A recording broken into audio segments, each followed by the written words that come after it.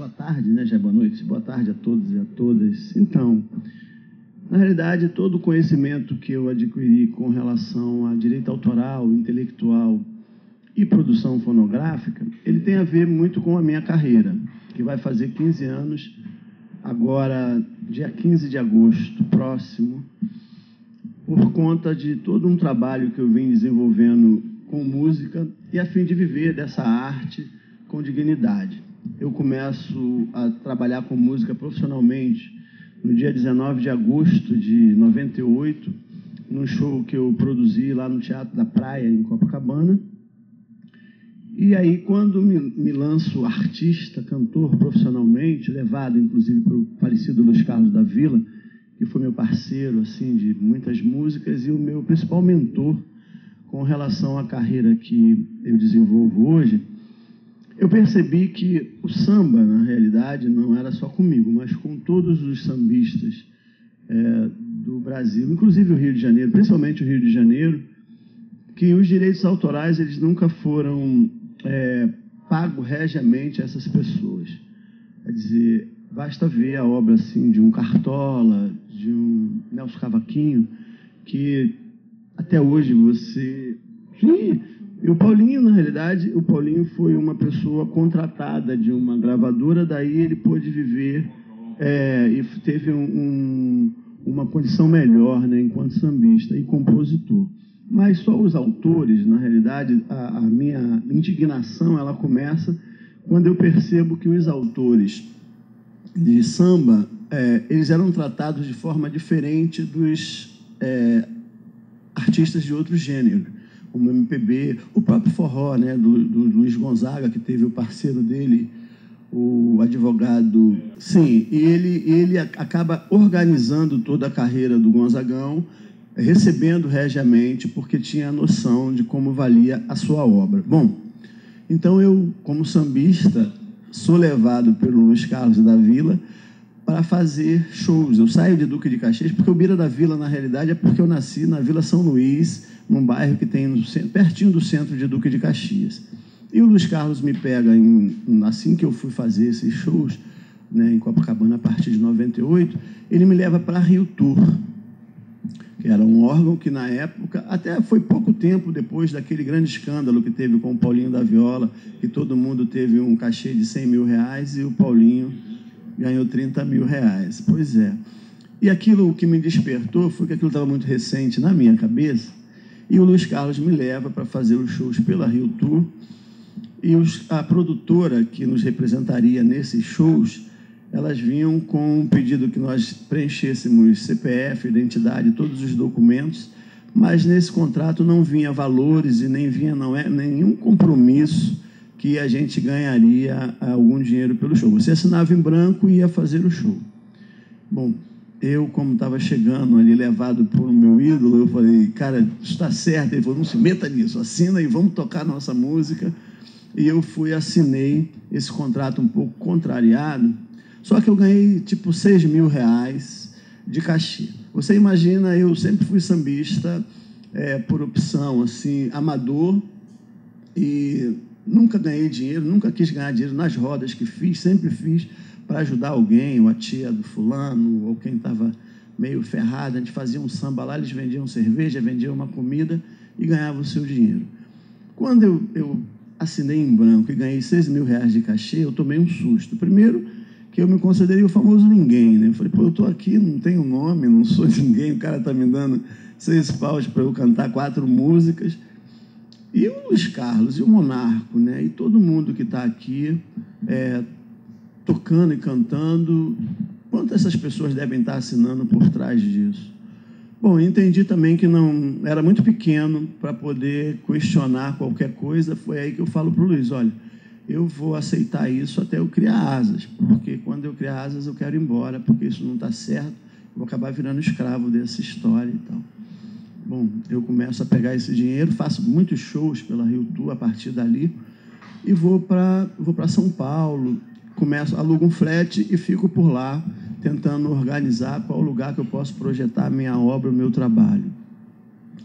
E aí eu penso que tenho que gravar um disco, porque tinha que me inserir no meio artístico. Bom, eu era compositor, mas era de um processo que tinha, antes de mim, uma outra geração, que era do Luiz Carlos da Vila, que é a mesma do Arlindinho, do Zeca, que estão faixa aí de 55, 60 anos. E acima deles tinha uma outra geração, que era do Monarco, do Wilson Moreira, enfim. Eu falei, aqui no Rio não vai dar para eu disputar espaço artístico com essas pessoas, porque eles são os meus ídolos e ficam disputando os espaços para que eles sobrevivam.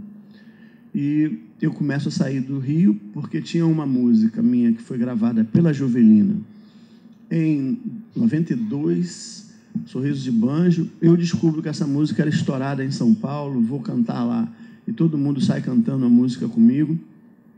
Eu passo a ser um artista do Rio de Janeiro, eu não passo a ser um sambista novo que está despontando aqui no Rio. Eu sou reconhecido lá como um sambista do Rio de Janeiro que gravou uma música de sucesso e chego lá cantando outras obras minhas inéditas, porque não tinha gravado ainda mais com ninguém. E aí eu começo a projetar o meu trabalho do jeito que eu queria, porque eu queria não fazer shows onde tivesse 500 mil pessoas. Eu queria que 3 pessoas fossem me seguindo, e dessas 3 virassem 6, essas 6, 60 e assim sucessivamente, porque aí eu estaria organizando e trabalhando a minha carreira. Tinha um disco demo que a gente fala, uma gravação que não virou disco porque tem algumas imperfeições na hora de gravar, quer dizer, não teve uma produção profissional. Mas esse disco, esse demo, ele acabou me abrindo portas para fazer shows em São Paulo, Minas Gerais e outros estados, como Espírito Santo, Porto Alegre. Bom, Florianópolis, inclusive, foi o lugar que eu fiz o teatro municipal lá, que foi muito bacana, com uma banda. E aí eu penso em fazer um disco. Bom, eu já era fã do radialista Deusson Alves, porque a gente se encontrava em um centro em Caxias, do qual ele era palestrante, e um centro espiritualista que foi fundado pelo Augusto César Vanucci, né, que era da Rede Globo, e ele, depois que o Vanucci morreu, tomou o lugar dele e ficou dando as palestras sobre kardecismo e tal. Bom, e aí eu chego para ele e falo, poxa, eu sou seu fã e tal, como todo mundo é, né? E eu queria muito que você produzisse um disco meu. E aí ele falou, tá bom, você manda suas músicas e tal, que eu vou dar uma olhada. E aí, quando eu comecei a mandar as minhas músicas para ele ouvir, ele vem com expor, né? Ele falou, poxa, você tem que entender o que você quer fazer. Se você quer fazer pagodinho, ou se você quer fazer samba, que a tua letra ainda não está definida. Eu falei, bom, é isso que eu quero que você faça para mim. Eu quero que você dê uma cara ao meu samba e à minha arte, né? Porque eu queria viver da música que eu faço e tal. Bom, a partir dali, um amigo meu estava fazendo uma pesquisa em Duque de Caxias dos sambistas da década de 40 para cá, o Jair Lobo. Inclusive, ele está nesse disco, Canto da Baixada, e o Jair Lobo estava fazendo um levantamento dos artistas de Duque de Caxias e compositores da década de 40 para cá, que estavam no imaginário das pessoas, a música estava lá, mas que ninguém sabia que eram da Baixada Fluminense. Então, ali naquele momento, eu descobri o caminho que eu tomaria da minha arte. Eu começaria a discutir a minha região através dos artistas dali e pela qualidade da arte desses artistas que me antecederam, que era o Secundino Silva, o autor de um samba chamado Helena Helena, que explodiu na década de 40, o Se é Pecado Sambado, Manuel Santana, que foi da década de 50, e assim sucessivamente. Seu Hélio Cabral, do Cartolinha de Caxias, o Eloir, que gravou com a Clara Nunes, o Chora Viola, na década de 70. E o Canto da Baixada passou a ser, para mim, uma mola que me lançaria para discutir a Baixada Fluminense, que era o meu sonho. Na realidade, muito me incomodava as pessoas terem vergonha de dizer que eram artistas de lá. Inclusive, na Rede Globo, hoje tem uma série deles que são de Nilópolis ou são de outras regiões, mas que tem vergonha até por conta do que a Baixada representou até hoje, né? Muita desigualdade, as políticas de lá não são muito, como em todos os cantos do mundo, né? Mas lá é um pouquinho pior, porque é inconcebível uma região com 4 milhões de habitantes, né? E os governos, 13 governos diferentes, são 13 prefeituras, e todas elas são coniventes em implantar a miséria total mesmo. E aí, como eu não posso enfrentá-los, como pessoa, como civil, eu, como artista, posso levar essas mazelas para todos os cantos que fui e que vou até hoje. Bom, aí eu vou e convenço o Adelson a gravar esse disco, e nós terminamos de gravar e masterizar em 2005. Só que eu compreendi ali, a duras penas, né, porque todo esse conhecimento com relação a direito autoral, intelectual e fonográfico, principalmente, ele foi ganho pelo caminho, porque eu fui obrigado, para sobreviver do meu trabalho. Eu tive a ilusão de que, em 2005, a gente sai de lá e vamos às gravadoras como Universal, BMG, e o Adelson, que era conhecido em todas elas. As pessoas ficaram loucas com a qualidade do disco, mas foi justamente no momento que as gravadoras estavam entrando em crise por causa da pirataria e ninguém estava vendendo mais discos e tal. E eu sou obrigado a perceber que o sonho de ter uma gravadora, um selo por trás do meu trabalho, seria impossível. A partir dali, dificilmente eu conseguiria um contrato com uma gravadora. Então eu tive que aprender. A partir dali, eu vi todas as portas fechadas, que é esse gargalo, né, que tem na música, e principalmente no samba, porque você está cantando, você vai para o estúdio, você gasta um dinheiro para você produzir esse disco, você paga estúdio, paga o maestro, paga tudo, mas isso não quer dizer que esse disco está pronto, que tem uma outra etapa, que é a produção fonográfica.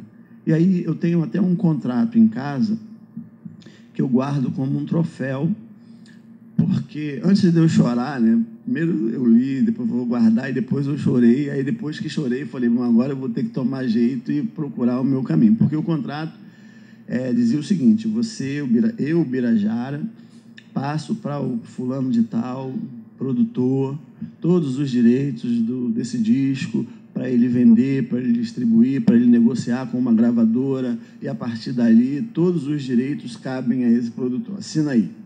Aí eu falei, mas é isso mesmo? Aí eu falei, tá bom, eu vou pensar e depois a gente fala e tal. Aí guardei o contrato como um troféu para que toda vez que eu olhasse para ele, eu falasse, vai se virar e vai aprender como você vai fazer. E foi engraçado porque eu fiquei os 4 anos seguintes, quase, buscando entendimento e buscando conhecimento de como eu tiraria esse disco da gaveta, porque não tinha como. Todos os lugares que você caminhava, você acabava esbarrando nesse produtor, porque tinha que ter alguns documentos e licenças que eu não tinha. Bom, e eu já, muito cansado de tudo isso, eu vou e começo a negociar com esse produtor e com um selo, que era o selo MEC, que queria lançar o disco. Bom, e todos os dois queriam que eu assinasse o contrato e desse todos os direitos para eles. Eu não queria dar. Então, eu comecei a jogar com um e com o outro. Eu comecei a falar que um tinha me dado uma proposta e tal, tinha me feito uma proposta de, pelo menos, aliviar metade dos direitos e tal. E aí ia para o outro, falava a mesma coisa, e fiquei jogando. Tudo que um me falava, o argumento que um usava aqui, eu usava com o outro, até que eu cheguei para o diretor da rádio MEC, do selo MEC na época, falei, ó, eu vou optar por aquele produtor ali, porque ele falou que ele já lançou uma opção de gente de sucesso e ele conhece como ele vai alavancar a minha carreira. Aí ele bateu na mesa. Não faça isso. Se você vai dar isso para ele de graça, então você faça você mesmo. Eu falei, pô, mas como eu faço? Eu liga para a sua produtora e pede para ela te cadastrar no ECAD, e aí ele vai te dar uma licença e você vai ser o teu produtor. Eu falei, obrigado. Aí levantei dali e fui na minha sociedade musical. E quase bati no diretor lá, que era o meu melhor amigo, que vivia almoçando comigo, sabe? Não, vou te ajudar, eu vou te ajudar. E para ter uma ideia, esse disco demo que eu falei anteriormente, ele fez toda a organização de SRC, que é um registro para você tocar essas músicas no rádio, em nome dele, que era só ele me dar esse número e me escrever no ECAD, que eu mesmo faria. E aí eu quase briguei com ele, falei, poxa, cara, eu estou há 10 anos tentando fazer isso, você com conhecimento aí, poxa, escondendo de mim, não sei o quê, por que você está fazendo isso?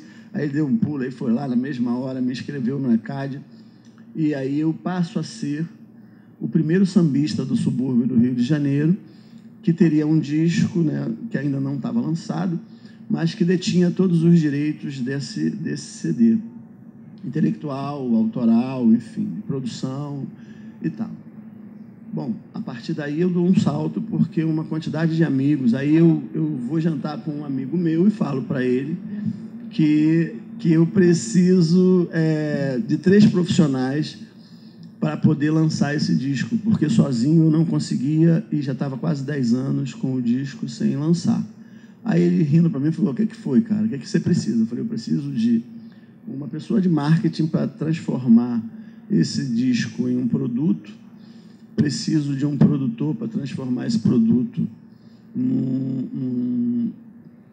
num show, e preciso de um assessor de imprensa para transformar esse show em notícia no Rio de Janeiro todo. Aí ele falou: bom, eu não tenho produtor nem jornalista, mas eu tenho um amigo que é publicitário, e esse amigo veio jantar com a gente. Uma vez eu expliquei a ele a minha carreira, o quanto eu estava andando por aí, já cantando, voando para outros estados e tal. Ele ainda brincou e falou: bom, se você está voando é porque a tua carreira está dando pé, porque ninguém só paga passagem de avião quando o negócio é bom, né? Aí eu falei: eu estou precisando de ajuda. Bom, nós juntamos um grupo de pessoas e começamos a fazer uma corrente na internet de amigos, e todo mundo começou a pagar o valor do ingresso desse disco, quando ele fosse lançado, né? E o ingresso valia um CD. Nós pagamos a prensagem desse disco, pagamos a produção do show, e esse disco foi notícia em todos os jornais assim, do Rio de Janeiro, os grandes jornais, inclusive, e teve uma crítica na Folha de São Paulo que comparava o disco do Luiz Fernando Viana, que ele dizia, né, o Canto da Baixada é um disco que, apesar de independente, não sucumbe às grandes produções das gravadoras multinacionais. E essa pequena matéria, essa pequena crítica, ela leva o disco para o Prêmio da Música, e eu vou disputar o Prêmio da Música nas 6 categorias, né, de melhor disco, melhor cantor, produtor, enfim, todas as categorias. E o disco começa a despontar em todo o país. E aí eu começo a compreender que toda a questão, né, do meu trabalho, a partir daquele momento, ele não estava envolvido só no Bira da Vila artista que ia lá e ia vender o seu disco. Ele estava na conscientização dessa questão de direito autoral, de direito intelectual e principalmente o fonográfico, que sempre foi mantido, né, sem o conhecimento da maior parte dos sambistas, ou de quase todos os sambistas, com certeza, e que eu tinha uma outra missão aí, não era só a de fazer shows e tocar a minha carreira, era de socializar esse conhecimento com outros sambistas como eu. Quer dizer, a minha carreira deu um salto por 2 motivos, porque eu passo a prestar assessoria de organização de documentação de discos em todo o país, né? Não só para o pessoal de samba, mas também para quem as bandas que estão querendo promover o seu disco e ter a sua independência. E aí eu começo a falar sobre a questão do direito autoral. Uma coisa triste que acontecia, por exemplo, com o sambista do Rio de Janeiro, com a questão do direito autoral, era o seguinte: as multinacionais, as editoras, elas cuidam do direito de distribuição. E o direito de distribuição ele está envolvido na vendagem de discos anterior do artista. Ou seja, o disco que ele antecedeu ao que está sendo lançado agora vendeu 2 milhões de cópias. Vou dar um exemplo básico. Assim, em 2001, eu ia gravar uma música com o Zeca Pagodinho chamado Daqui o Dali o de Lá, um samba meu e do Serginho Meriti. Então, esse samba, em cada faixa, naquela época do disco do Zeca, ele valia, se eu não me engano, R$280 mil por faixa, porque o Zeca tinha uma média de vendagem de disco aí de 2,5 a 3 milhões de CDs por ano, tá? Ou por disco. E aí eu fui, a música foi escolhida e tal, e aí o meu telefone dando a tocar sem parar, porque os caras queriam que eu editasse a música. E se fosse hoje, talvez eu editasse. E até por causa de se acontecesse o que acontecesse, eu ia dar um dane-se, né? Mas aí eles começaram a andar atrás de mim e eu sabia do valor que eu ia receber, porque já tinha todo o conhecimento e tal. E aí a música acaba saindo e entra um outro samba do Serginho Meriti chamado Deixa a Vida Me Levar, que acaba virando o hino da seleção brasileira. Bom, R$280 mil, que era para ser recebido por cada faixa daquele disco, cada sambista que participou do disco do Zeca ganhou R$30 mil. Aí eu fui procurar entender, saber, e quando eu comecei a me envolver nessa questão de produção fonográfica e de disco e tal, um amigo meu me diz o seguinte, que as editoras, da qual você assina por 70 anos o direito intelectual da sua obra, que isso aconteceu com Cartola, com Nelson Cavaquinho, a obra deles não pertencem a eles. O nome deles estão lá, mas quem administra e quem negocia essa obra são os editores. E os editores, com os sambistas, faziam o seguinte, como todos eram de comunidades carentes ou tinha pouca instrução, eles davam R$30 mil fazendo uma piada. Dá 30 mil porque se você dá mais dinheiro para eles, eles vão gastar à toa. Então, você dá 30 mil, que com 10 ele compra um carro, com mais 10 ele mobília a casa e guarda mais 10 até o outro disco. Isso me indignou, fiquei muito triste, fiquei aborrecido, porque é um absurdo, né? Uma pessoa como Cartola, como tantos outros grandes sambistas que existem aqui, que conta a história do samba do Rio de Janeiro e do Brasil, foram espoliados por essas editoras. E aí eu não quis fazer isso comigo, né? Com o meu samba, com a minha carreira. E aí eu começo a organizar todo o meu trabalho e compreendi, para você ter uma ideia, em 2009 eu gravo com o Zeca Pagodinho um samba que é composto por mim e pelo falecido Luiz Carlos da Vila, que era o meu ídolo maior, assim, o Então Leva. E aí o Luiz Carlos já estava doente, inclusive o Luiz Carlos da Vila nem viu essa gravação feita pelo Zeca, que ele morre antes do lançamento do disco. E aí eu falo para ele que não vou editar, e ele bota medo, ele fala, cara, não se meta com os editores, porque isso é uma máfia que manda até matar, e não sei o quê. Tinha todo um conceito ali com os sambistas de você não se meter com as editoras, porque senão a tua carreira poderia estar fadada ao insucesso.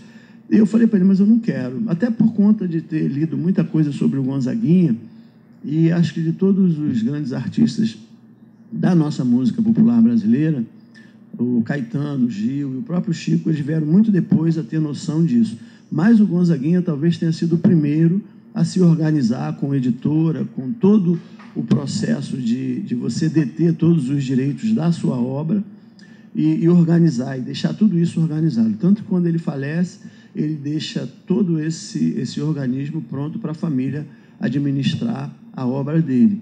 E para você ter uma ideia, hoje uma música na novela, qualquer novela ou qualquer programa de televisão do Gonzaguinha, vale uma tremenda negociação e, assim, é muito legal como eles negociam, que eu já estive lá conversando, inclusive, com a família dele. E o resto dos artistas só tomaram ciência disso quando começou as crises mesmo nas gravadoras, e aí todo mundo começou a correr atrás dos seus direitos. E eu quis fazer isso com o samba porque eu acho, assim, quando eu quis trazer essa discussão para o meio acadêmico, eu costumo brincar que eu tenho dois ídolos maiores, assim, que moveram e movem o meu samba. O Paulo da Portela, porque lá nos anos 30, ali, 40, ele já tinha uma consciência que o samba já era um gênero musical que era de muito valor e que tinha uma cultura por trás disso, tá? E que isso gerava uma outra discussão, sem aquela história só do samba do vagabundo e tal, tanto que ele pregava que o fato de você ser negro não te faz menor de ninguém, o que faz é você estar bem arrumado, é você falar corretamente, que aí ninguém vai bater no teu rosto, ninguém vai te desprezar e nem vai tratar você com falta de respeito. E ele falava isso porque samba era coisa de malandro, de vagabundo e tal, era discriminado.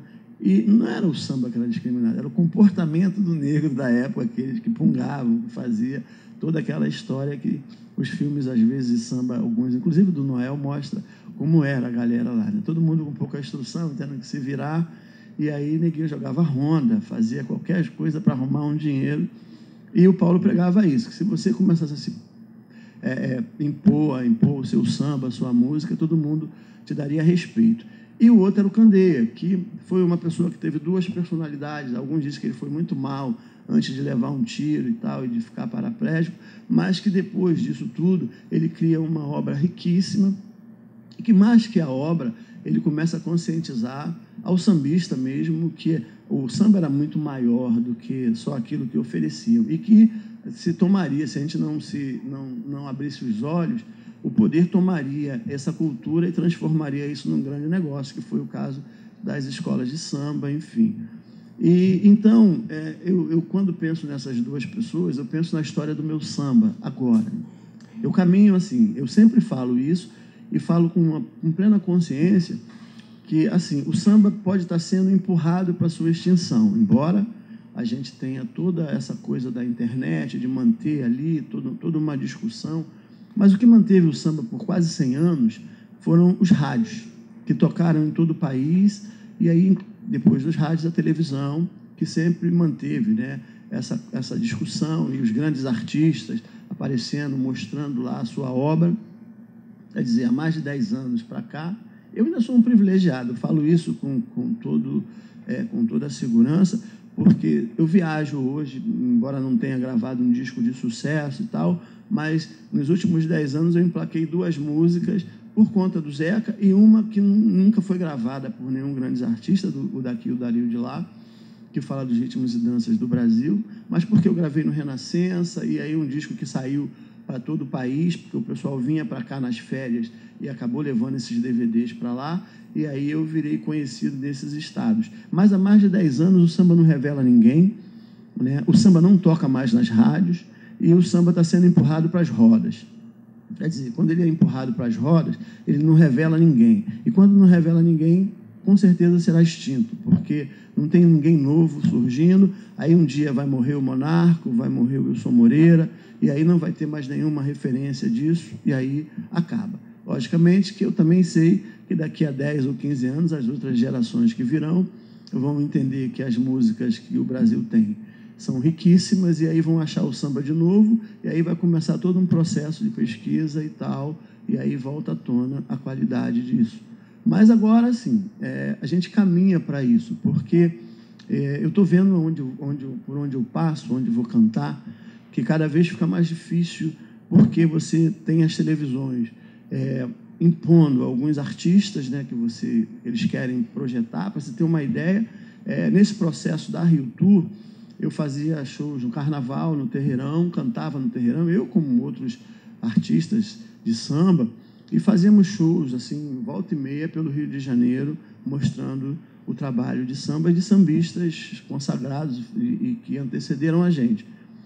Hoje, a Globo faz todo um cronograma, né, dos artistas que eles indicam para a Viradão Cultural e os outros eventos que tem na cidade do Rio de Janeiro, tirando, né, os artistas populares desses eventos. E principalmente quem está surgindo, porque, na realidade, quando eu falo que está sendo extinto, não quer dizer que não está surgindo ninguém. É que não tem condição, ninguém tem, não se revela ninguém, embora tenha uma produção muito grande de novos artistas, de novos compositores, inclusive de uma nova geração, né? Porque o samba tem isso, né?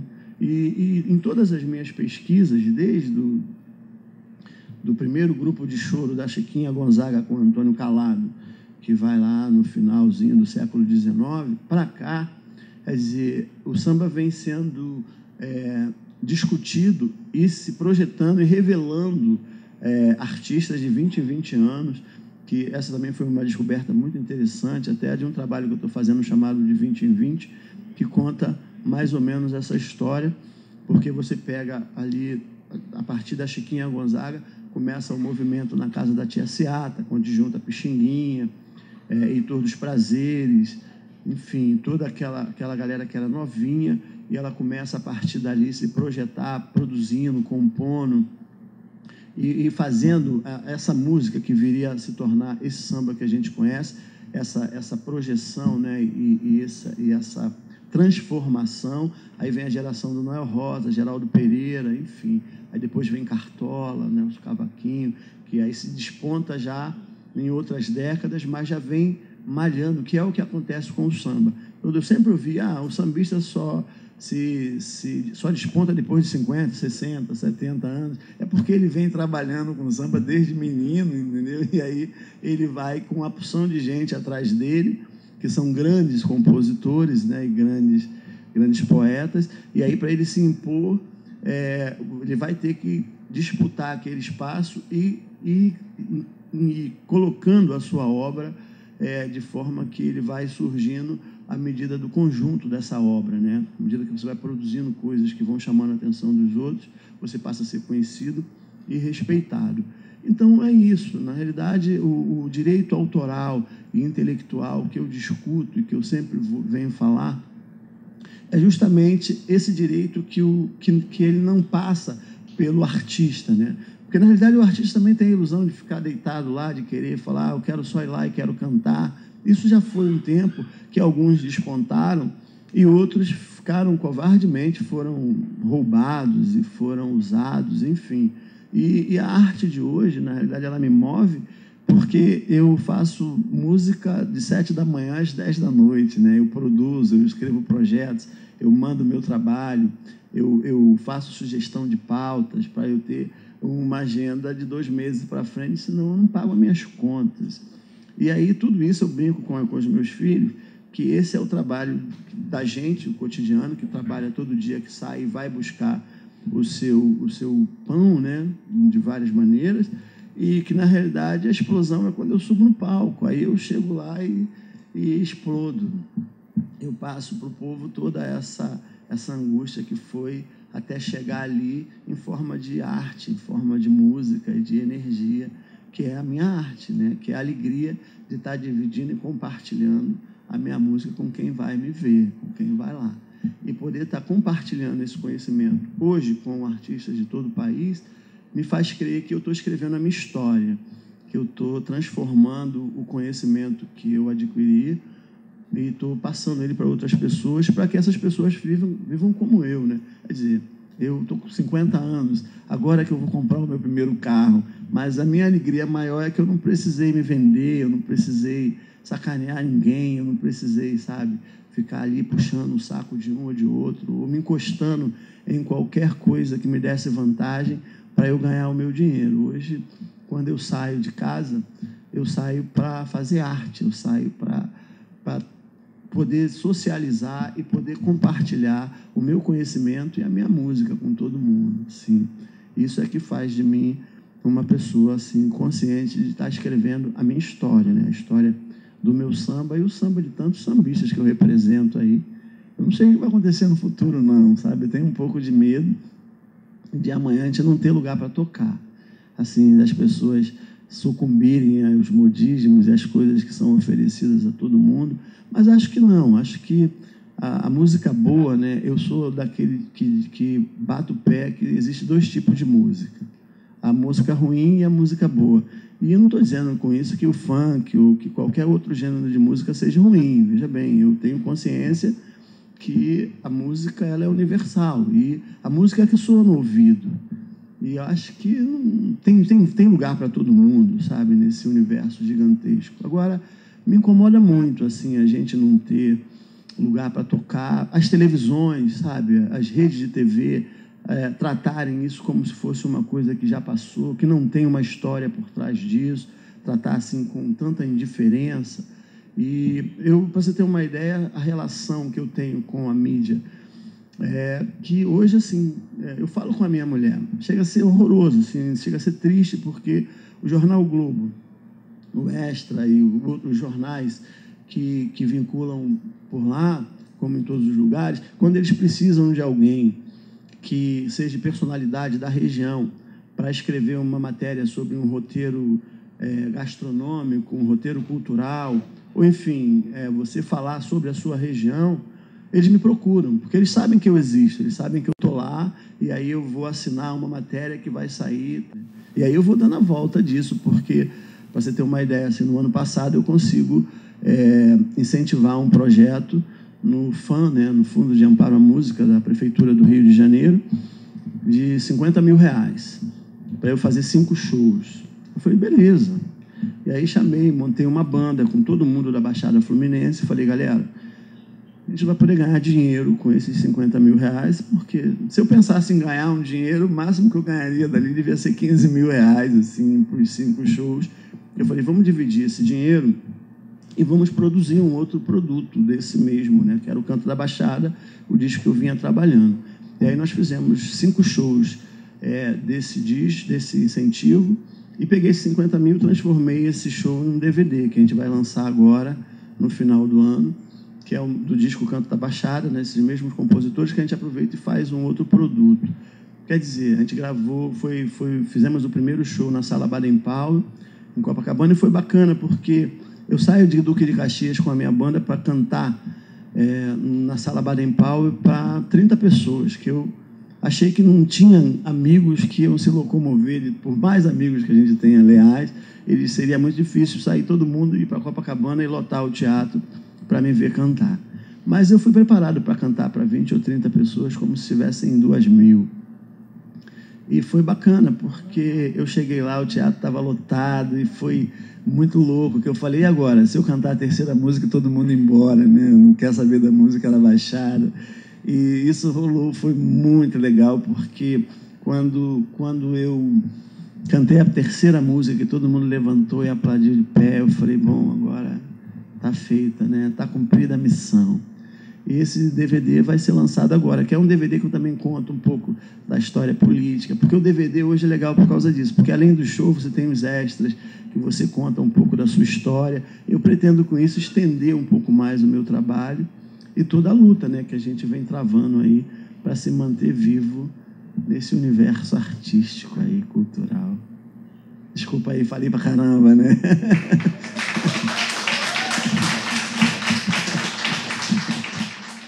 A gente vai entrar daqui a pouquinho o que é o ECAD, o que é direito autoral, mas puxando aqui um pouquinho o que o Bira falou, até a questão de editora, isso é muito importante para quem, não sei se alguém aqui está interessado em ser autor, ou se já é autor, e o ECAD sofre muitas críticas. Agora, questão de editora, no caso, o ECAD não pode fazer nada. O que é feito no contrato do autor, do artista com a editora, a gente não pode alterar. No momento que chega para a gente, se é 25%, 30%, 40%, o normal, a editora, normalmente, eles cobram 20% a 25%.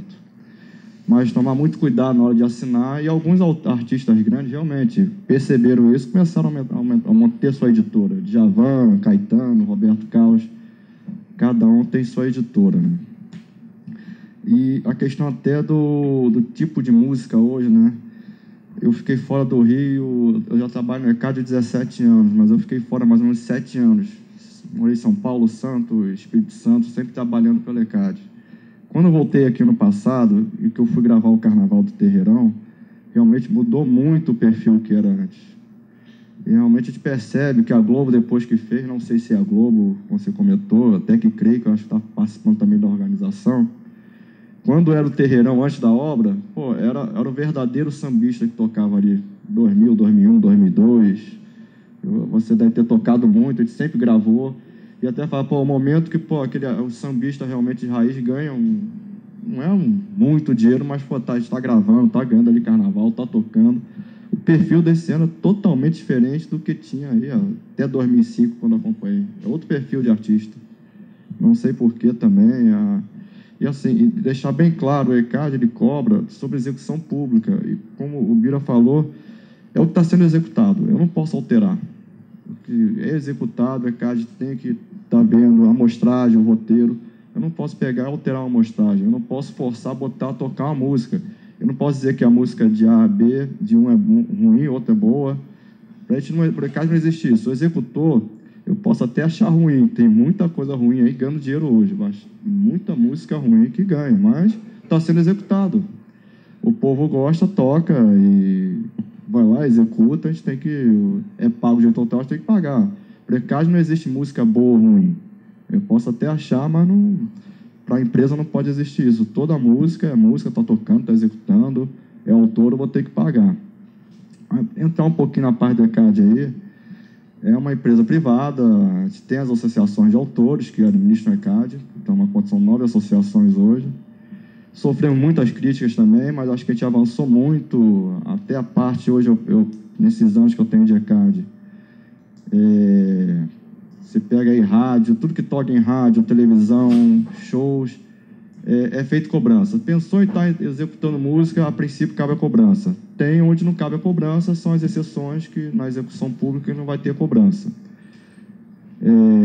Por exemplo, rádio. Vinha muita planilha antigamente das rádios, mandava para a gente, tinha que auditar. A gente tinha a Crowler, que é uma empresa multinacional, fazia também uma amostragem e confrontava com a nossa. Hoje a gente tem um equipamento que eu estou gravando rádio 24 horas por dia. No momento que eu já faço a captação dessa música, ela consegue ler esse CD, ver qual é a editora, qual é o autor, em poucos segundos.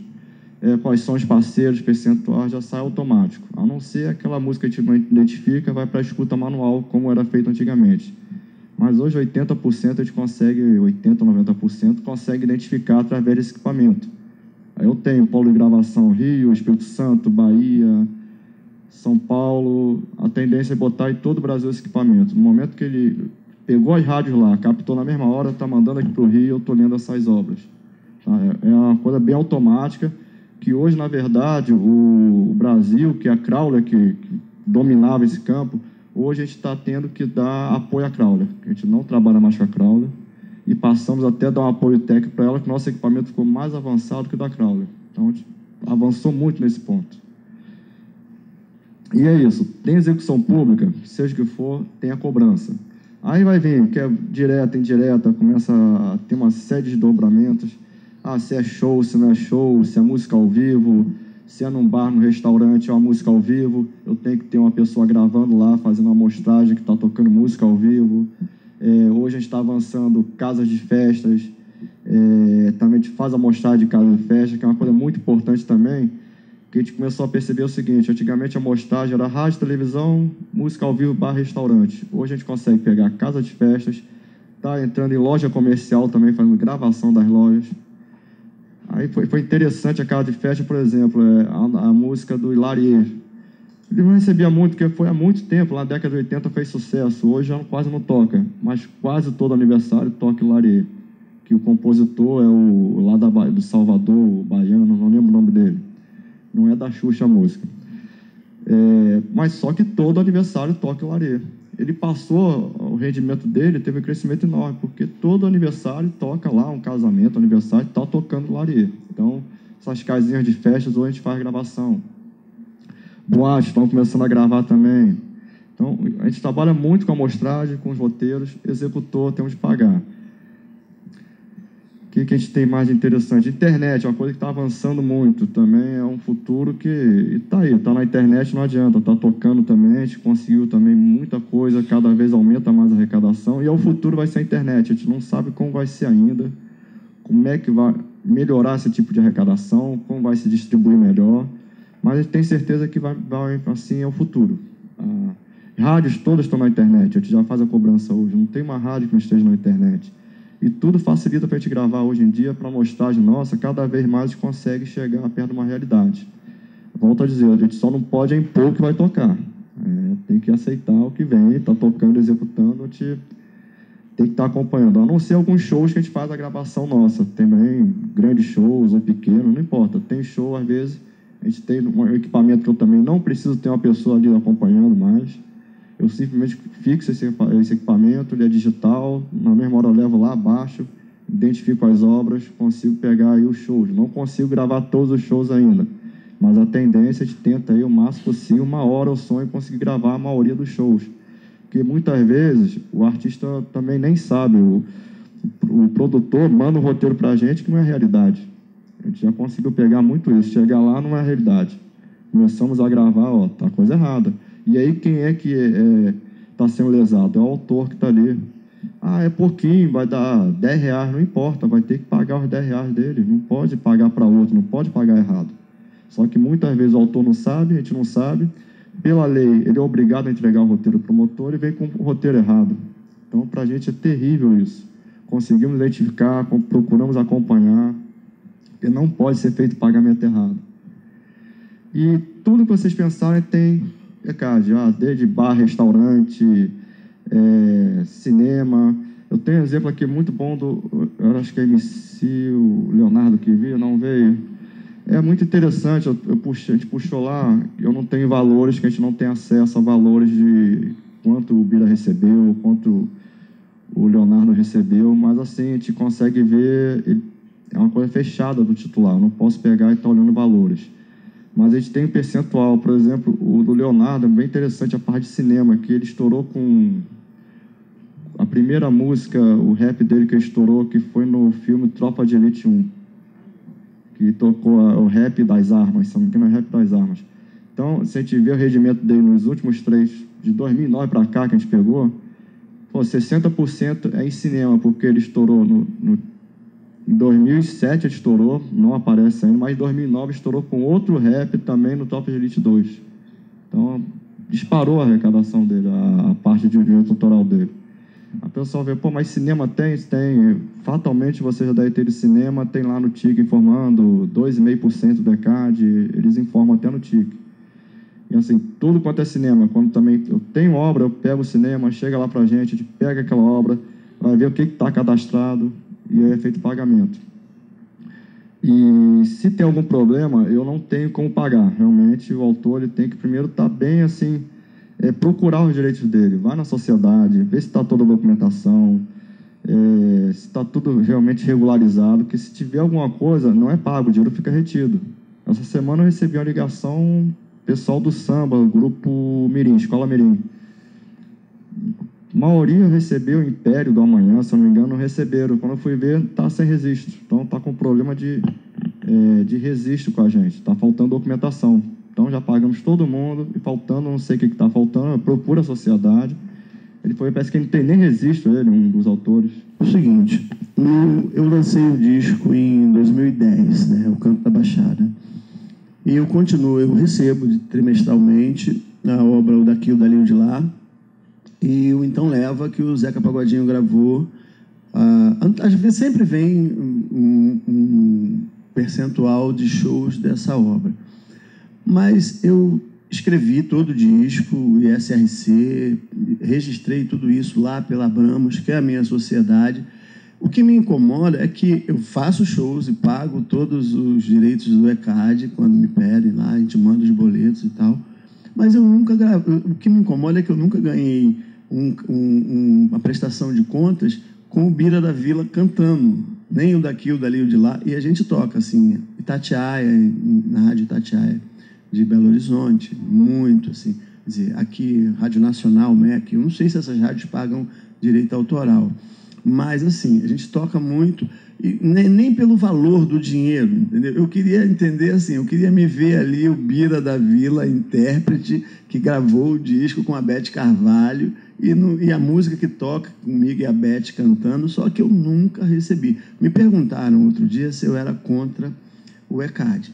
Aí eu falei, claro que não, porque o ECAD é uma empresa que já sabe como arrecadar e como organizar toda essa história. Agora, tem umas falhas, né? Sempre teve algumas falhas, e que eu acho só que isso devia estar voltado para os direitos do artista, né? É assim, eu vou na minha sociedade, ele me diz o seguinte, poxa, Bira, sabe por que você não recebe mais? Quer dizer, porque 65%, eu queria até te perguntar se é verdade, 65% das rádios do Brasil não paga direito autoral regiamente, porque elas pertencem à televisão e pertencem a políticos do Brasil, que estão lá no Congresso da gente, e daí os caras não pagam esses direitos. Isso é verdade, essas 65% de sinal de imprensa?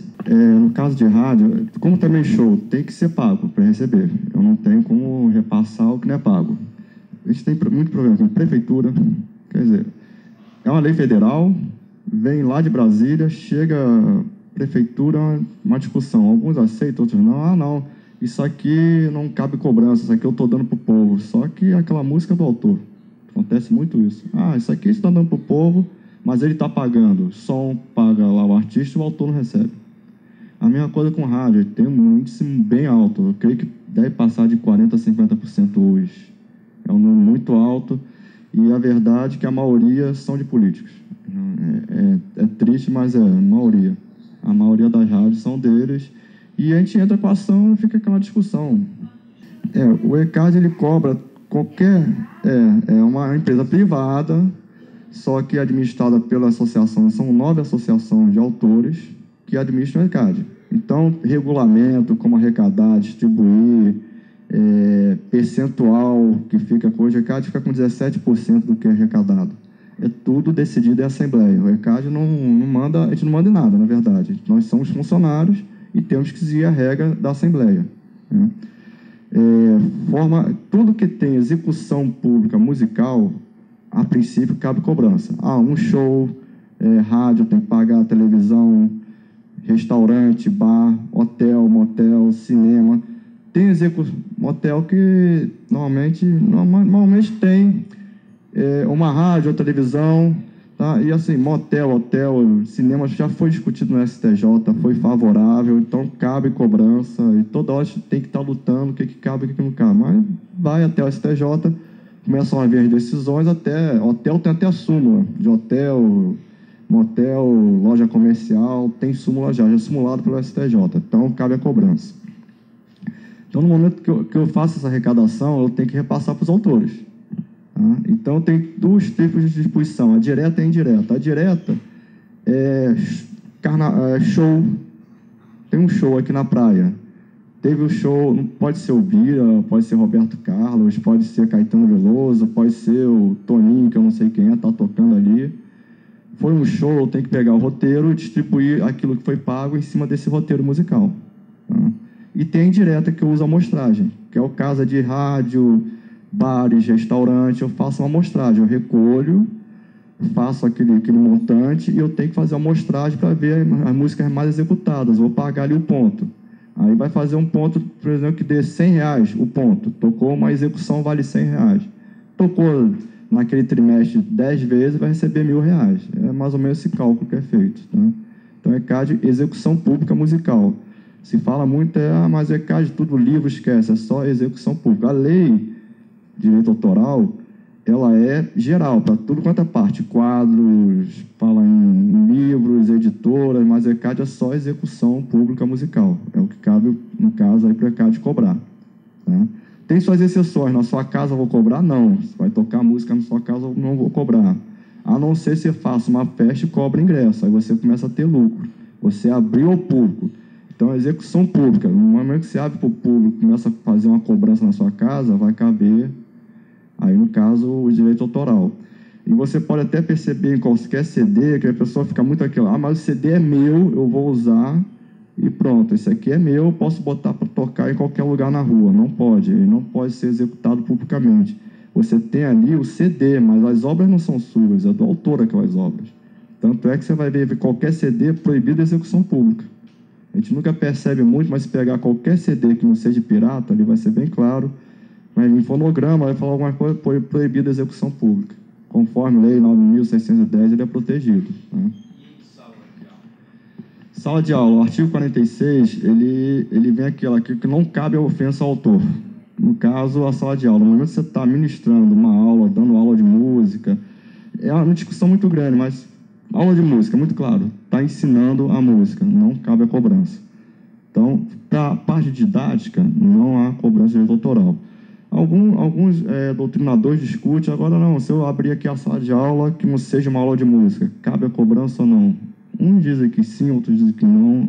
Há muita discussão sobre isso, mas normalmente está tendo aula, não vai caber a cobrança, já até evito. É diferente de uma festa junina numa escola pública, que a gente também já discutiu, já ganhou também a ação, porque ali está abrindo ao público a festa junina.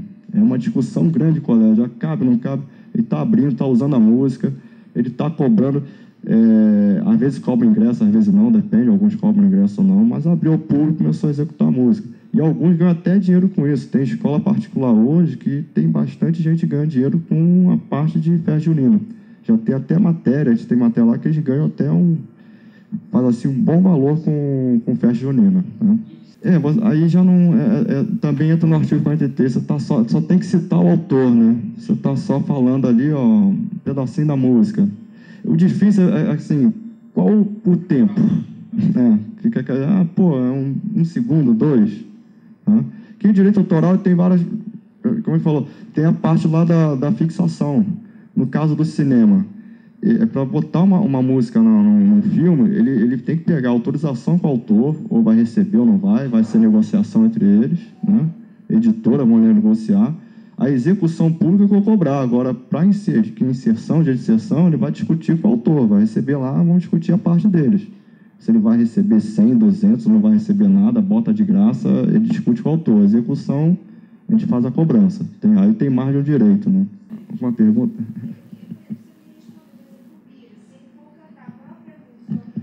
Sim.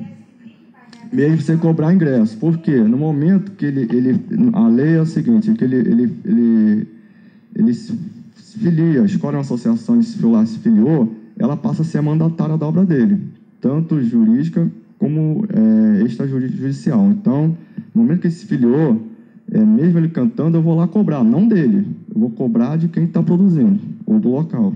Do autor, quem está tocando, eu nunca vou cobrar. Agora, ele também tem a prerrogativa de abrir mão. Tá? Ele pode chegar e na associação dele, estou abrindo mão, eu não quero receber, eu vou receber direto da UF, se for tocar aqui. Ele vai lá, abre mão, faz uma cartinha informando, dia 28, na UF, vou tocar no auditório, essas obras, estou abrindo mão. Acabou, vai entregar lá, ele está abrindo mão. Vem para a gente recebe lá, vai para o nosso arquivo, porque no momento que se ele for cobrar a gente também, eu estou com a carta que ele abriu mão, que ele já negociou direto. Tá? Mas, a princípio, até porque a associação tem percentual. Tá? É muito difícil. O autor, no momento que ele começa, e tem que ir atrás, não tem outro jeito. Ele tem que se filiar, tem que fazer, tem que registrar. Ele começa a obra não ser só dele, né? E não é. Ele não perde nunca, é o direito moral. Ele falou até dos 70 anos. O autor ele é protegido até 70 anos após a sua morte. Então, morreu o autor lá. Vai ficar protegido nos 70 anos, a família vai receber. Agora, depois de 70 anos, caiu, aí cai em domínio público, começa qualquer um pode utilizar, não tem esse problema. Agora, o direito moral dele, ninguém nunca vai fazer. A maioria não é respeitado. Que a televisão seria obrigada, você vê toda hora tocando música aí no Faustão, e não aparece o nome do autor. E pela lei é obrigado a dizer quem é o autor. E ninguém respeita isso. Fala lá, o Roberto Carlos foi lá, cantou, mas não falou quem é o autor. Pode ter outro autor lá e nem toca no nome. E quando a lei obriga a toda a rádio que executar a música tem que falar o nome do autor, e não é falado, o autor é esquecido.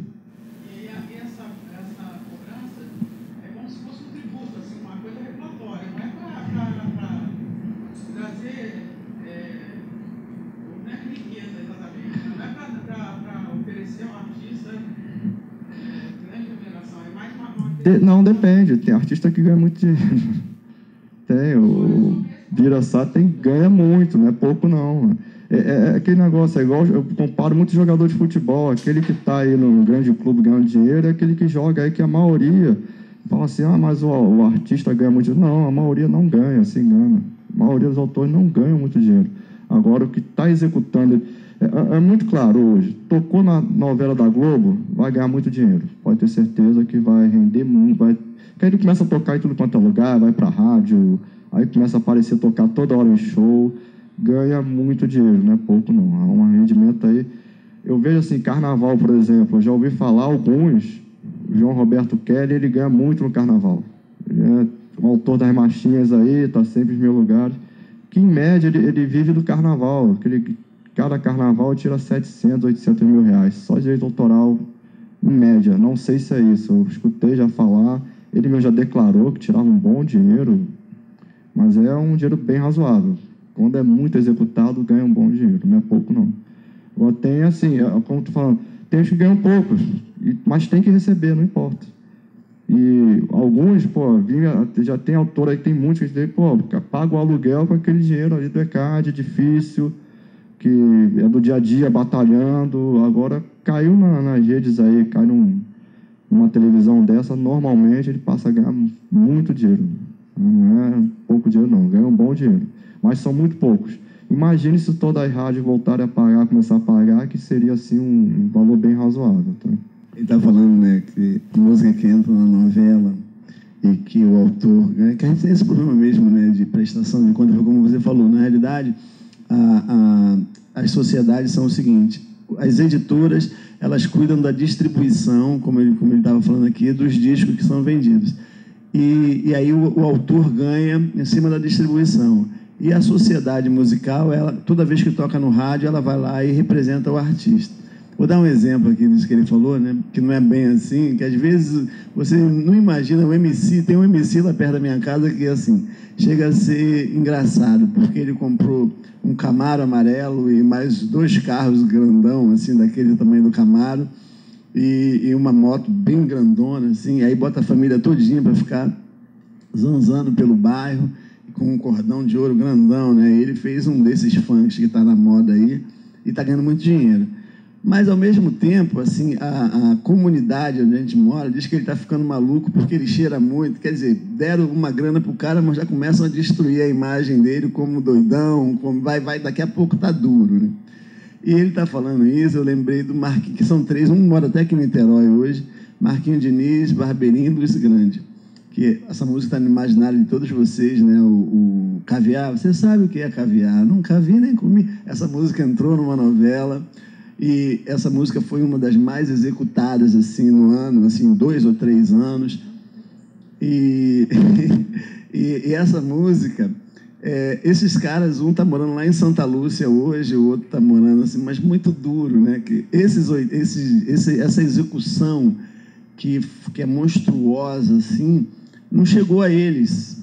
Aí eu não sei se é pela sociedade, se é pelo ECAD, que é essa covardia que a gente estava falando da pessoa que, peraí, não dá isso tudo não, que eles vão gastar e vão fazer besteira. Foi que o editor lá ficou me ligando, aí eu fui quando eu editei minha primeira música, e aí quando assinei o contrato, 4 meses depois eu ligo para ele para perguntar se tinha algum pagamento. Ele falou, não esquenta não, quando tiver eu ligo para você, e nunca mais me ligou. Então, assim, é isso que eu discuto com relação ao samba, entendeu? Não é que, logicamente, assim, para você ter uma ideia, o Então Leva, o samba que eu gravei com o Zeca em 2009. Até 1 ano e pouco atrás, eu tinha regiamente porque devia estar no show do Zeca. Obviamente, ele fez outro disco e tirou a música dos shows, e a gente passa a não receber mais. Mas a questão da divisão desse dinheiro que é o grande problema com relação ao ECAD que a gente sonha, entendeu?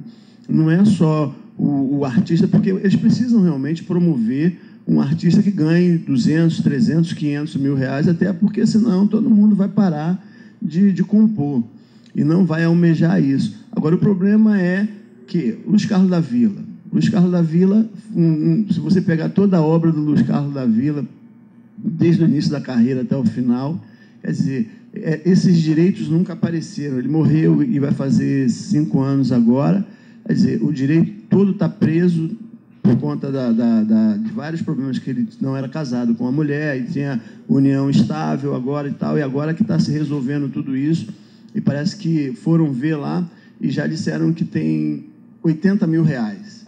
Agora você vê, uma obra toda de um artista como o Luiz Carlos da Vila, o que tem retido lá é 80 mil reais. Isso é um absurdo, quando se diz que um Roberto Kelly foi para o carnaval lá e durante o carnaval tocou as marchas rancho nos clubes, as marchinhas nos clubes, na Presidente Vargas, na Rio Branco, o cara ganhou 800 mil reais.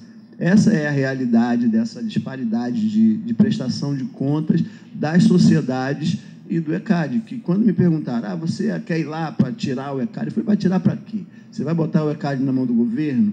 Não, agora eu acho assim, nós artistas tínhamos que ter consciência de prestação de conta, mas, sabe, régia, assim, chegar e falar, por que é, cara? Como é que a gente faz para chegar e para saber quanto foi arrecadado? Como é que arrecada? Porque eu ligo para a minha sociedade, eles falam o seguinte, Bira, você descobre qual é a rádio, descobre quando tocou, que aí a gente vai lá e cobra. Você está entendendo? No caso de valores, eu não tenho certeza nem valores. Para falar, um bom carnaval, até porque até são pagamentos, a gente tem um pagamento diferenciado, carnaval, Réveillon, e dá uma boa arrecadação, ainda dá uma boa arrecadação. Normalmente, alguns autores vivem no carnaval ainda dá para viver. E até interessante, eu quando entrei no ECAD em 96, não tinha tanto valor o ECAD.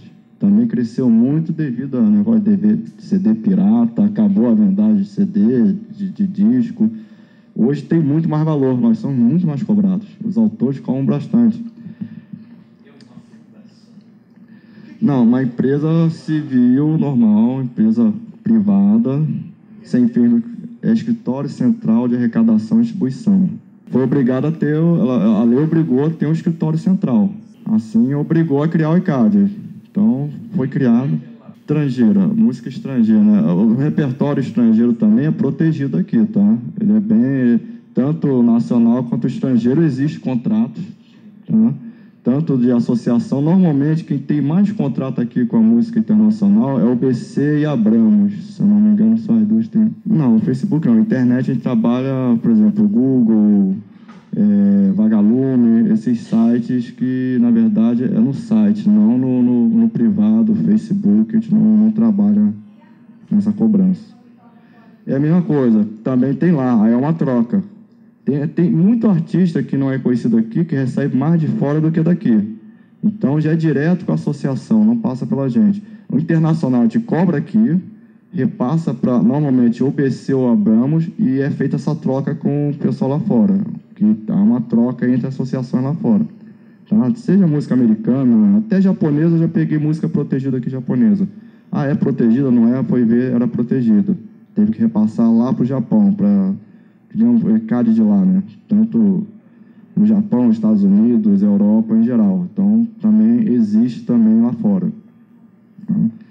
E a dificuldade hoje, assim, você bota assim, em termos de até valores, eu não tenho acesso a valores, não tenho noção. Deixa eu ter aqui um valor, sei lá, 500 mil, 600, 700, pode ser até 500, 300.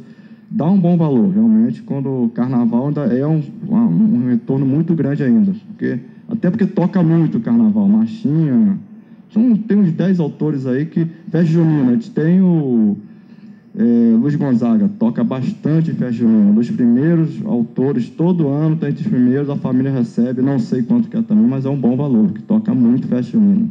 Também toca só nessa época, depois volta a música aí tocar normal, que está em rádio, televisão, que é tocado. Então, tem esses picos também, né? Fora dessas épocas de eventos especiais que a gente chama, que são essas músicas mais antigas que acabam tocando, né? E a música boa não importa, qualquer época, acho que falta também incentivo até de algumas rádios começar a tocar. Eu vi um projeto quando eu estava morando em Santos, de uma rádio muito, muito interessante, que eu ainda não vi aqui no Rio, não tem, no Espírito Santo não tinha, morei lá. Ela só tinha em Santos, ela só tocava música antiga, e deu muito certo. Ela começou a lançar, não falava nada, passou uns 6 meses só tocando música, não falava nada. Depois veio com um projeto, só tinha músicas antigas, desde Nelson Gonçalves, sem imaginar, Nelson Gonçalves, de repente, Pichininha, tocava de tudo nessa rádio. E ela conseguiu uma abrangência de ouvintes muito grande. E a gente não vê a iniciativa aqui no Rio, eu não vi em mais lugar nenhum isso. Não sei se tem outro lugar. E só realmente tocar músicas antigas boas. E assim, a audiência é excelente. E aqui eu não vejo isso. De repente falta até isso, né? Uma iniciativa de ter outras rádios tocando outras músicas também, né? Não só as novas, né? A banda é normal, se for receita, é em cima da receita, né? Se tiver 10% da receita, se não tiver cobrança de ingresso, a gente vai ver. Se for praça pública, custo musical. Se for local fechado, a gente tira pelo parâmetro físico. Eu, como não sou da área, sou apenas um grande consumidor de música. Eu costumo dizer que eu sou dependente dela. Na minha casa tem som por todo lado, inclusive no banheiro. Entendeu? Não é verdade. Mas eu não sou da área, não conheço, inclusive do ponto de vista mercadológico, etc. Eu tenho uma curiosidade acadêmica que tem me limitado, inclusive, um trabalho que eu iniciei com grande entusiasmo, Bira. E você, que é um ator, né, na seara aí da música, eu considero a melhor forma de expressão do brasileiro ao musical. Inclusive, com todo respeito ao futebol, que eu acho que fez uma época, uma escola, não sei se hoje, também não sou conhecedor de futebol, mas fez uma escola, existe uma escola brasileira de futebol, né? Os Garrinchas, os Pelé lá, não sei hoje eu acho que a gente joga um futebol europeu com talento e tudo. Mas, embora reconhecendo outras formas de expressão brasileira, eu penso, e é uma coisa que há muito tempo eu venho me questionando se não é só uma coisa apaixonada, que o brasileiro, antes de qualquer outra forma, se expressa melhor musicalmente, em todas as épocas. Isso vem lá da colônia e tudo mais. Bom, com base nisso, como estudioso de ciências sociais e tudo, e que tem na centralidade dos seus interesses a questão do trabalho, eu iniciei uma pesquisa, que já deve ter uns 5 ou 6 anos no mínimo, que é o trabalho na música popular brasileira. Você encontra coisas extraordinárias. Exatamente, por isso a gente está aí. Bom, em parte, e daí a minha pergunta única aqui feita, este projeto, se você perguntar como é que está? Bom, primeiro, eu trabalho solitário nele. Eu já falei em sala de aula e entusiasmou alunos, etc. e tal. Mas eu gosto de fazer as coisas dentro da lei, um péssimo hábito no Brasil, né?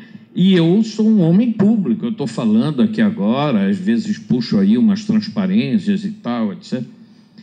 E, embora pela minha falta de conhecimento de teoria musical, eu esteja analisando mais a lírica dessa expressão, e para isso fazendo análise de discurso, mas eu entendo que há uma linguagem fortíssima, que é a tonal, a melódica, né? E essa pesquisa fica assim no ar, eu já pensei em buscar mais o outro lado, porque, por exemplo, o Pixinguinha é, por excelência, um compositor melódico, certo? Quer dizer, não se vai analisar esse discurso? Tem uma riqueza enorme, certo? Bom, então a minha pergunta é mais uma curiosidade acadêmica até. Eu confesso que essa pesquisa está reduzida ao seguinte: eu tenho um arquivo em casa e, como ouço música o dia inteiro, a vida inteira, eu já selecionei excertos em vários estilos, momentos e épocas da música brasileira. Tem coisas extraordinárias, não é? Que são representações do trabalho que falariam muito. Seria, eu penso, muito interessante para a academia, isso amanhã até ser divulgado e tudo. Mas eu vou parando, porque eu digo, já tem muita confusão na academia para eu ir arranjar outros com ECAD, com os músicos. Então, não é propriamente uma pergunta. Eu falei em excertos, sabe, porque eu já produzi uma coisa e tenho medo que me prendam. Porque eu produzi um audiovisual, não é? Que esse específico, vou dizer porque não sei se vou sair preso daqui. Nunca ganhei dinheiro com ele, como nunca ganhei dinheiro com nada que faço, tampouco aula, entendeu? Eu vi, mas produzi com até um técnico na área, então fizemos um vídeo sobre o sertão, que é um tema de estudo meu, já desde a minha tese de doutoramento e tudo. E tem músicas sertanejas, eu não vou nem falar de Gonzagas e tudo mais, que aí é falar de Deus, né? Mas tem músicas extraordinárias sobre a vida sertaneja, a economia do sertão, a luta, enfim. E nesse documentário, as fotos são todas minhas, eu andei razoavelmente pelo sertão, conheço bem fotografia, tenho mais de 1000 fotos e tudo. As fotos são minhas, mas eu achava que aquele discurso mudo era um pouco, né? Aquilo fala, canta, até porque o sertão o sertanejo tem uma forma de expressão musical extraordinária. Por exemplo, o grande Gonzaga só canta tragédia. Fora aquelas meninas que estava na idade de namorar, tudo é tragédia. Mas a música dele é impossível não contaminar de alegria, de vida, de coisa. Bom, mas concluindo a minha breve observação, esse documentário, me disseram, e eu me segurei nisso, que excertos, pequenos excertos, está cheio de excertos aí, quando muda a fotografia, uns 2 ou 3 acordes. Então, como eu já apresentei em sala de aula, entendeu? Sem ganhar nada, nunca foi cobrado nada, né? Essa é a curiosidade que eu tenho. Não tem música sua. Ah, que pena. Que pena, queria que tivesse. Não, mas eu acho que não, né? Eu acho que aí são quantos compassos, né? Tem um negócio de compasso, né? 8, parece. É uma discussão grande, né? Compasso, se é 7, se é 8. A verdade é assim, a lei hoje, ela proíbe, no caso, para qualquer tipo de fixação, se eu pegar lá um CDzinho, baixar a música, fixar, eu já estou errado. Estou errado, é. Tanto é que qualquer suporte, então teria que ter outro. Aí já não é ECAD, não é nem ECAD, mas você fixou, você tinha que ter autorização. Só que hoje está caminhando a internet tão avançada que eles estão tentando até rever, no caso da nova lei, para repensar como é que vai ficar isso. Hoje não, pela lei você não pode, você tem que pedir autorização para fixar. Então, e aí, como é que fica? E como está avançando a internet? Então, está tendo uma discussão que eu acho que vai até ter alguma alteração quanto a isso aí, que vai chegar a um ponto que hoje é muito normal chegar lá e baixar.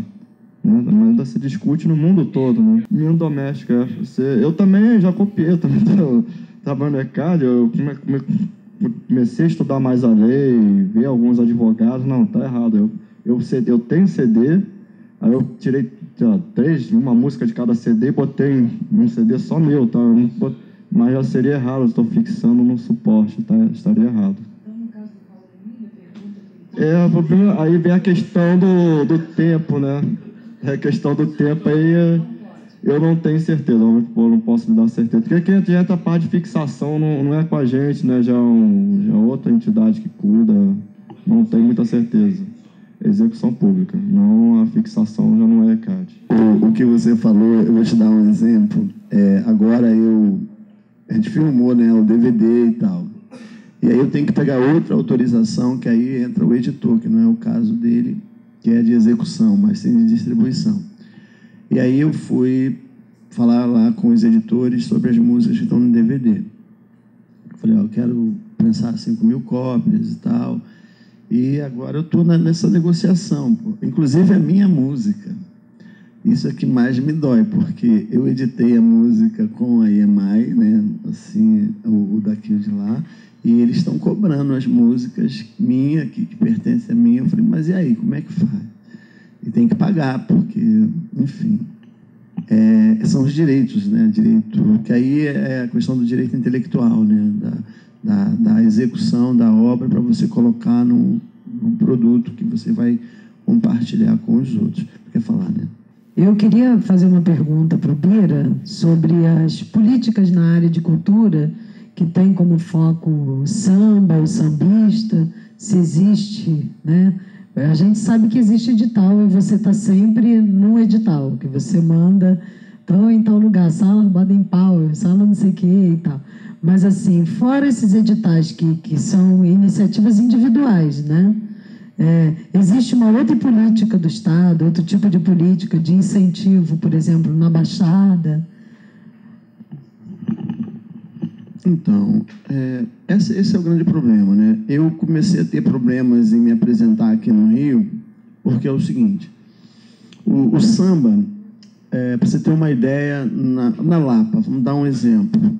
As casas de espetáculo da Lapa, de samba da Lapa, há 4 anos atrás, eles davam 50% do cover. Se você for a uma casa daquelas, não só de samba, mas se você for para lá, no Rio Cenário, ou em qualquer outra casa, passar uma noite para beber e tal, você vai pagar um boleto lá, eles vão te dar um boleto, e você vai pagar tipo R$25 a R$30 o cover.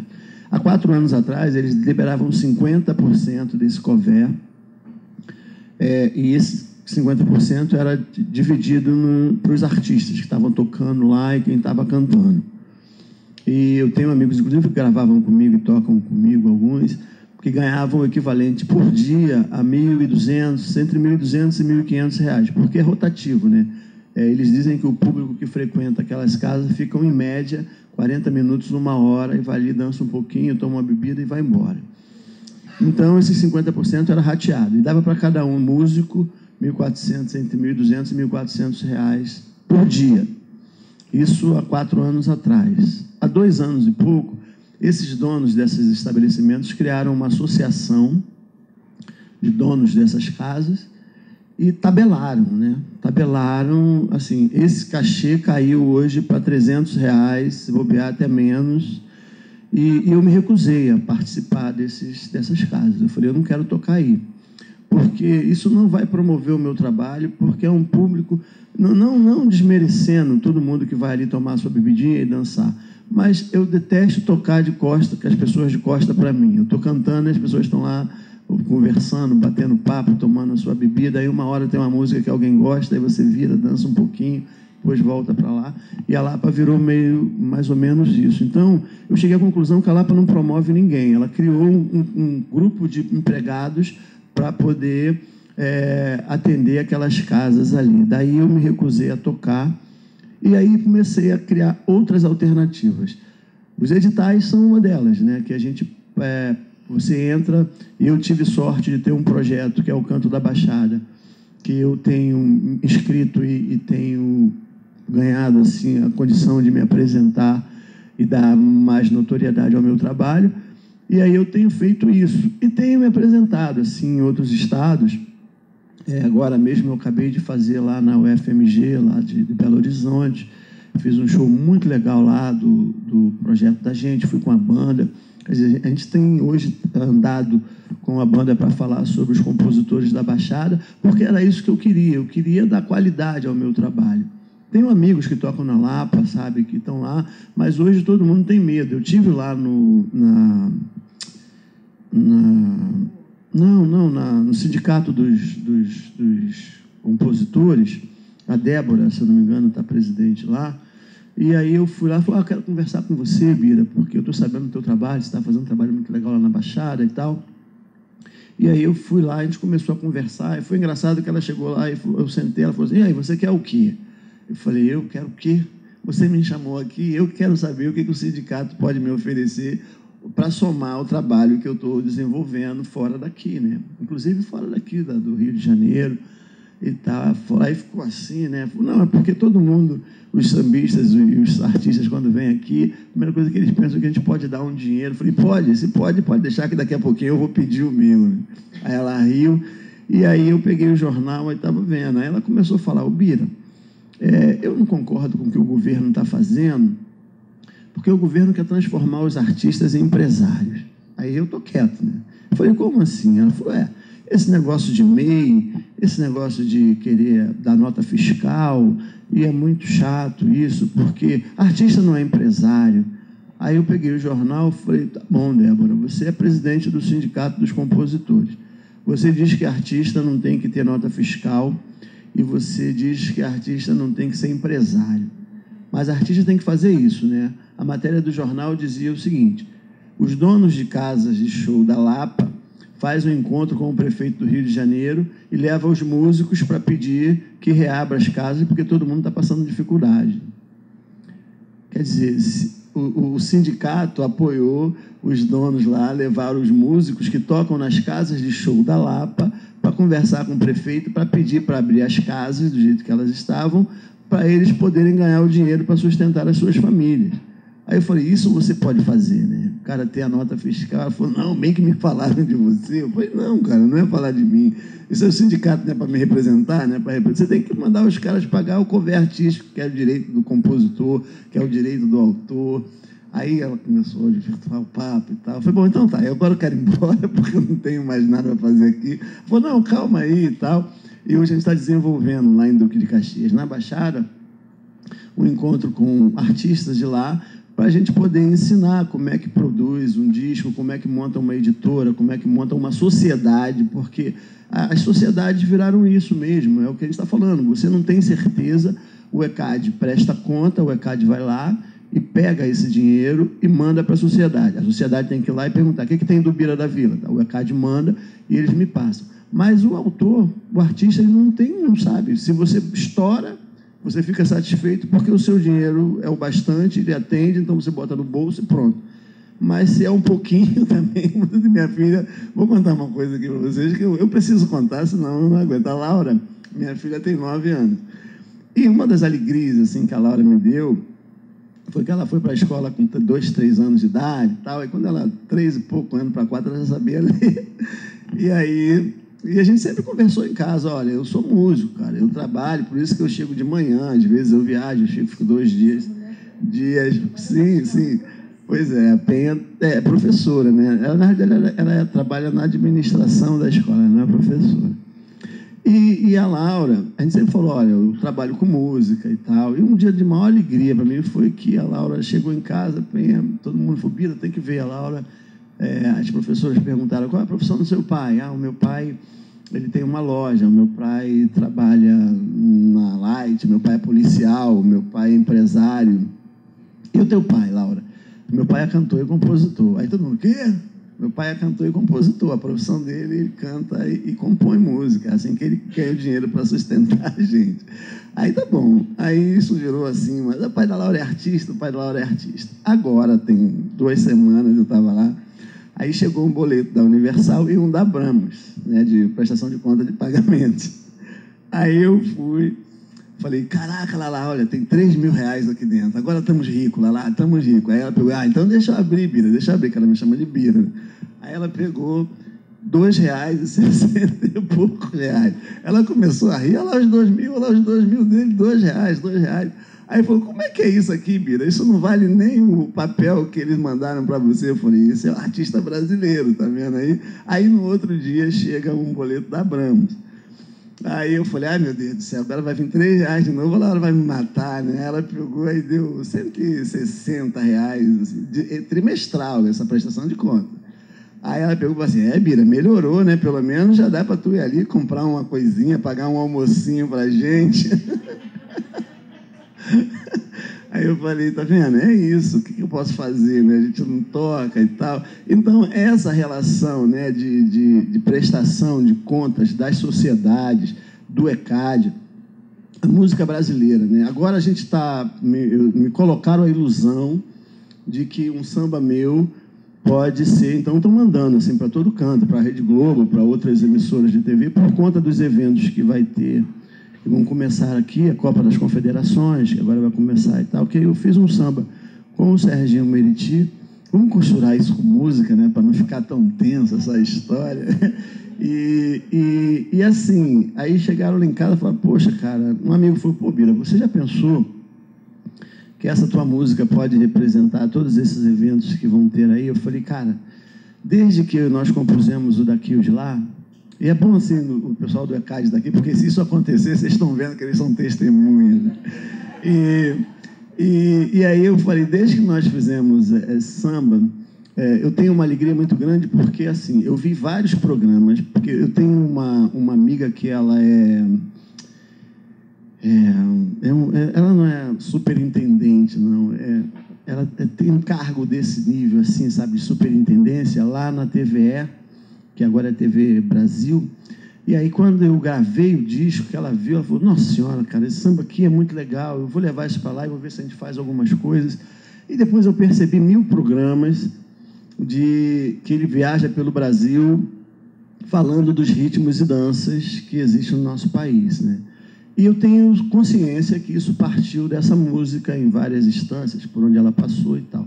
E aí uma pessoa chegou lá e falou, cara, manda essa música para os organismos de Globo e tal, para onde eles vão buscar música para poder representar o país nesses eventos que estão aí.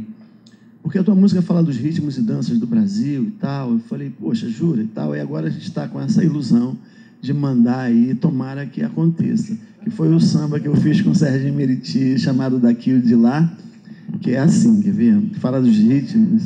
Vai? Não vai não. E a música é assim, quer ver? É preciso mexer, misturar o daqui, o dali e o de lá, pois o nosso tempero tem samba, tem shot, tem frevo, embolada, balada e jexá. Bota a banda pra tocar, que o povo vai curtir, a galera vai gostar. Nossa gente, é isso aí, vai no embalo do maracatu. vaquejada, jongo, caxambu, carimbó, sertanejo, merengue, lambada, forró, pé de serra, coco, boi, bumbá, chachado, calango, reizado e axé. Toca aí que a gente diz no pé, toca aí que a gente diz no pé. Toca o bom samba de enredo, samba de roda, pagode baião. Toca de tudo que toca em nosso coração. Um coração verde, branco, azul, amarelo. É canto, é dança, é ritmo, elo, firmando a corrente da nossa nação. Toca quadrilha, congada, fandango, lundu e sarabacuê. Bumba, meu boi, caiapó, toca maculelê. Cateretê, Moçambique, quilombo, umbigada, caboclinho, lambe sujo, marujada, muita timbalada e o tererê, tererê. É preciso mexer, misturar. São 42 ritmos e danças de todos os estados do Brasil, né? Que a gente está... Tomara, né? Que a música... Obrigado. O disco hoje eu tenho disponibilizado ele, porque agora eu assinei um contrato com um iTunes desse da vida aí, que uma empresa dessa que vai vender o disco em todo mundo, e aí toda hora que alguém baixar alguma música eu vou ganhar uma grana. Então eu disponibilizei, e para aqui, para o nosso país, eu tenho assim disponibilizado a música para quem gosta do disco e tal. E agora até a gente está lançando o DVD também, né, que a gente vai começar a trabalhar esse DVD com todas essas informações. O Canto da Baixada, na realidade, é um disco que ele fala dos compositores e das mazelas dos compositores da Baixada Fluminense. Então tem músicas assim maravilhosas. Um disco que foi indicado não foi à toa para o Prêmio da Música, né? Embora eu nunca tenha assim recebido qualquer direito autoral dele, né? O que muito me entristece, mas a gente tem tocado pra caramba. E assim, músicas hoje que estão estouradas assim, em todos os estados por onde passo, como Vou Trabalhar, uma música do Chiquinho Maciel e do Ramiro Lopes. Os caras fizeram tudo música com mais de 40, 50 anos composta, e o Vou Trabalhar é uma dessas músicas que tem mais de 30 anos, que é assim, é de manhãzinha, bem cedinho, corre com a marmita que eu não posso me atrasar. Não precisa pão, só cafezinho. Se não está pronto, eu não posso esperar. Me percorre um fogo fugidio ao beijar seus lábios doces que eu não posso mais notar. Estou conquistado e o amanhã está traçado e vou trabalhar, vou trabalhar, vou trabalhar. Vou trabalhar. Subo a estação e ainda vejo que da janela ela está a me espiar. Seu sorriso triste é um ensejo de mais um dia de labuta a me esperar. E o trem chegando me acorda e a chama da revolta um minuto a se apagar. Nada mais importa, já está abrindo a porta e vou trabalhar. Vou trabalhar, vou trabalhar, vou trabalhar. Chego no trabalho amargurado e o patrão com ironia a falar. Quero um trabalho acelerado, que uma fazenda minha filha eu vou dar.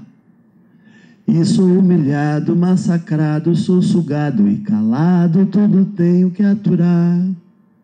Penso nas crianças, penso nela e na panela e vou trabalhar, vou trabalhar, vou trabalhar, vou trabalhar.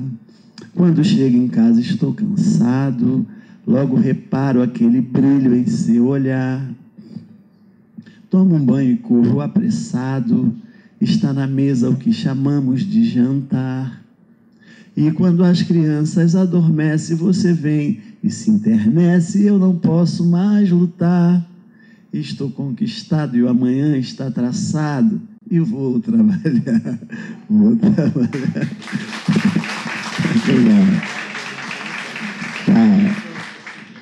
Uma das coisas que eu queria colocar, assim, tem um grupo que tem se organizado, junto até uma parcela da FGV, do Creative Commons, com também a MPB na internet, MPB Web, que é música para baixar.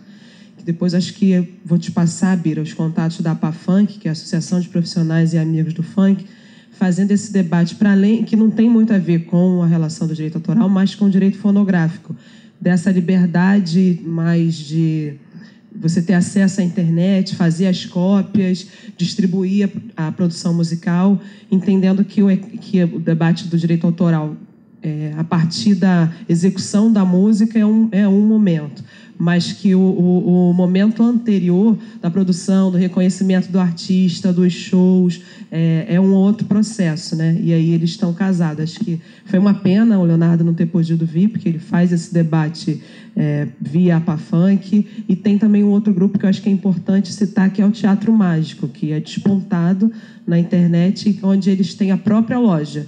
Não tem a visibilidade nem do Roberto Carlos, nem do Caetano, como a gente falou aqui, das suas próprias editoras, mas eles mesmos produzem nesse processo que você está falando, e já tem, assim, os vídeos têm milhares de acesso, né? Assim, querendo incentivar essa perspectiva que vem muito a calhar no que a gente estava falando desde cedo, assim, de um outro reconhecimento, de uma outra sociedade, de um outro tipo de liberdade, de um outro reconhecimento para quem mora na favela, para quem está se contrapondo ao que não é chamado aí, que não está dentro do que é gerencial, dentro da administração, enfim, pensar um pouco com vocês. Queria só fazer algumas considerações, tá?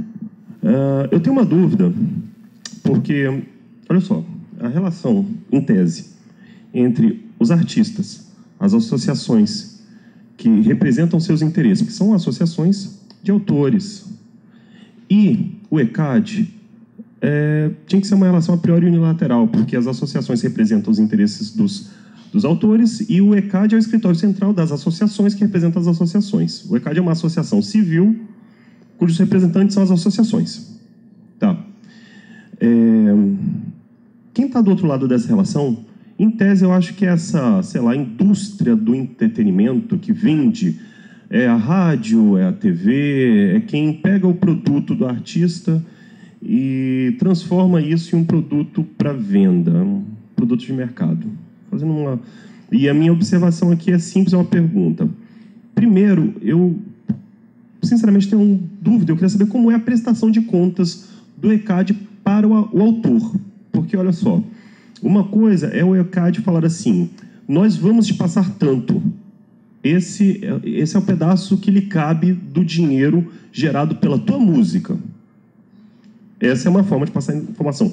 Outra coisa é falar assim, sua música gerou tanto de dinheiro, arrecadação total. E eu não estou entrando aqui na natureza desse valor que o ECAD arrecada, tá bom? Se é tributo, se é preço público, não importa. Mas, por esta música, nós recebemos tanto. No evento X, Y, Z, da rádio ou da festa junina, do colégio tal, não sei. E a tua parte que lhe cabe é tanto. Então, eu queria saber como é que é feita essa prestação. Porque eu sei que chega um envelopezinho da Abramos, mágico, que traz alguma informação. Eu queria saber qual é a informação. Essa é a primeira pergunta. A segunda pergunta, já que a gente está falando de informação e de transparência mesmo, né, o autor saber quanto a música dele rende para os outros e para ele, já que a gente está falando de capitalismo, a gente está falando de dinheiro. Vocês têm conhecimento de alguma política de Estado? Porque, veja bem, o ECAD ele funciona sob autorização de lei. É a Lei 9610 hoje, né, que é de 98, que prevê um escritório central que representa as associações dos autores. Vocês conhecem pelo menos intenção de ação pública em trazer à luz esse funcionamento, tá? essa máquina, isso, obrigado, para regular um instituto, para regular essa relação entre os artistas e as suas próprias associações? Olha, eu não estou nem colocando a indústria fonográfica, ou seja lá o que for atrás, tá bom? Mas entre eles e eles próprios, porque, na verdade, desculpa, a impressão que eu tenho é que vocês representam eles. São associações de autores. No caso aí do pagamento, quando a gente recebe esse envelope, é um extrato. O Bira até pode confirmar. Ele vai informando qual foi a origem. Se foi num show, se foi de rádio. qual foi o valor, então o percentual dele. Normalmente o autor, quando tem parceria, fica com 33%, 35%, depende do que eles assinam, né? Então, quando a gente presta a conta, vai informando. Ah, foi da amostragem de rádio, foi de um show do local tal, dia tal. Então, vai informação ali, realmente. Quanto a... se está discutindo muito a nova lei, até se discutindo se vai ter uma agência reguladora, se não vai. Como tinha na década de 80 até 95, se não me engano, foi no governo do Collor que acabou, que era o CNDA, ele regularizava. Então acabou, foi extinto, de lá para cá não teve nenhum órgão regulador. Dá para sair agora, estão discutindo se vai ter, se não vai, se... E é uma coisa que o ECAD não participa muito, né? A gente participa ou não participa, que no ECAD quem decide, né?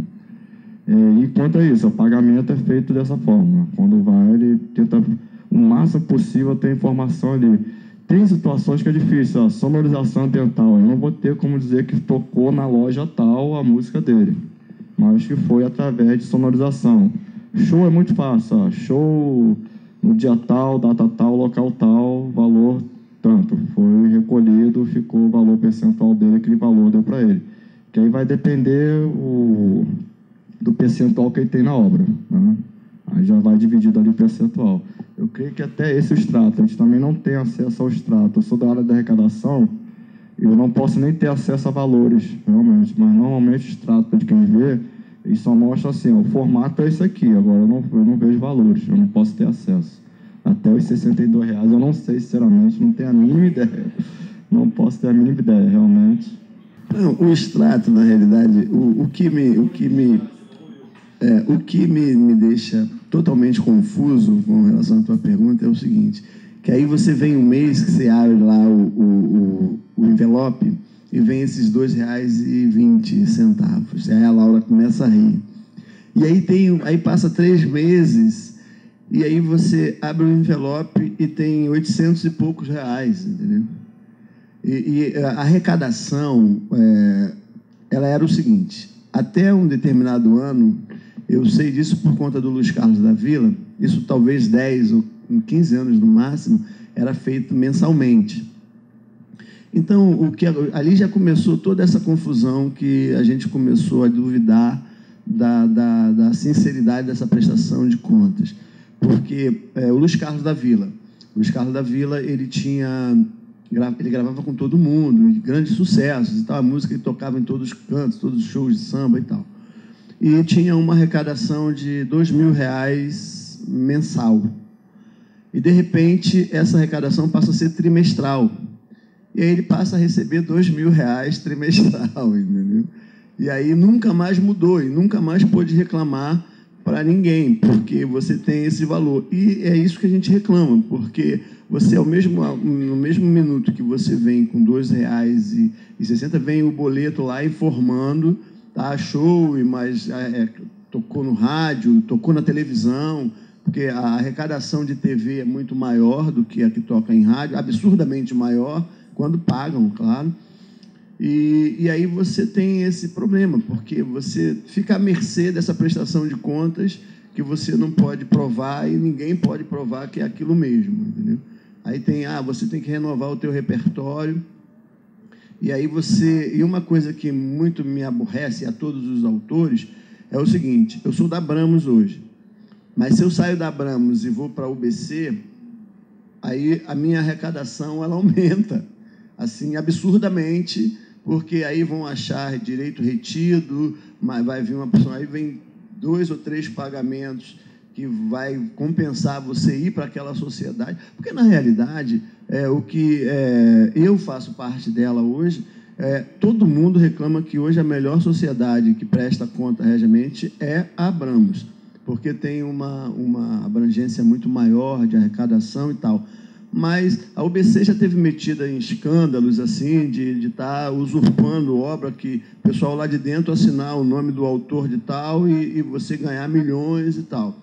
E essas sociedades, na realidade, elas são feitas por compositores, inclusive tem algumas que são até de sambistas, mas que, assim, a minha crítica maior a isso é que o Adelson fala isso, né? O Adelson conta uma história assim dessa questão de arrecadação, que durante o programa dele, quando estava bombado assim na Rádio Globo à meia-noite, e ele ele conta a história, por exemplo, do Ari Barroso, porque hoje, já, para você ter uma ideia, não existe mais isso, mas desde o início do século XX, os artistas brasileiros, eles sempre iam para a Europa e sempre iam fazer turnês, levando música brasileira para lá e tal.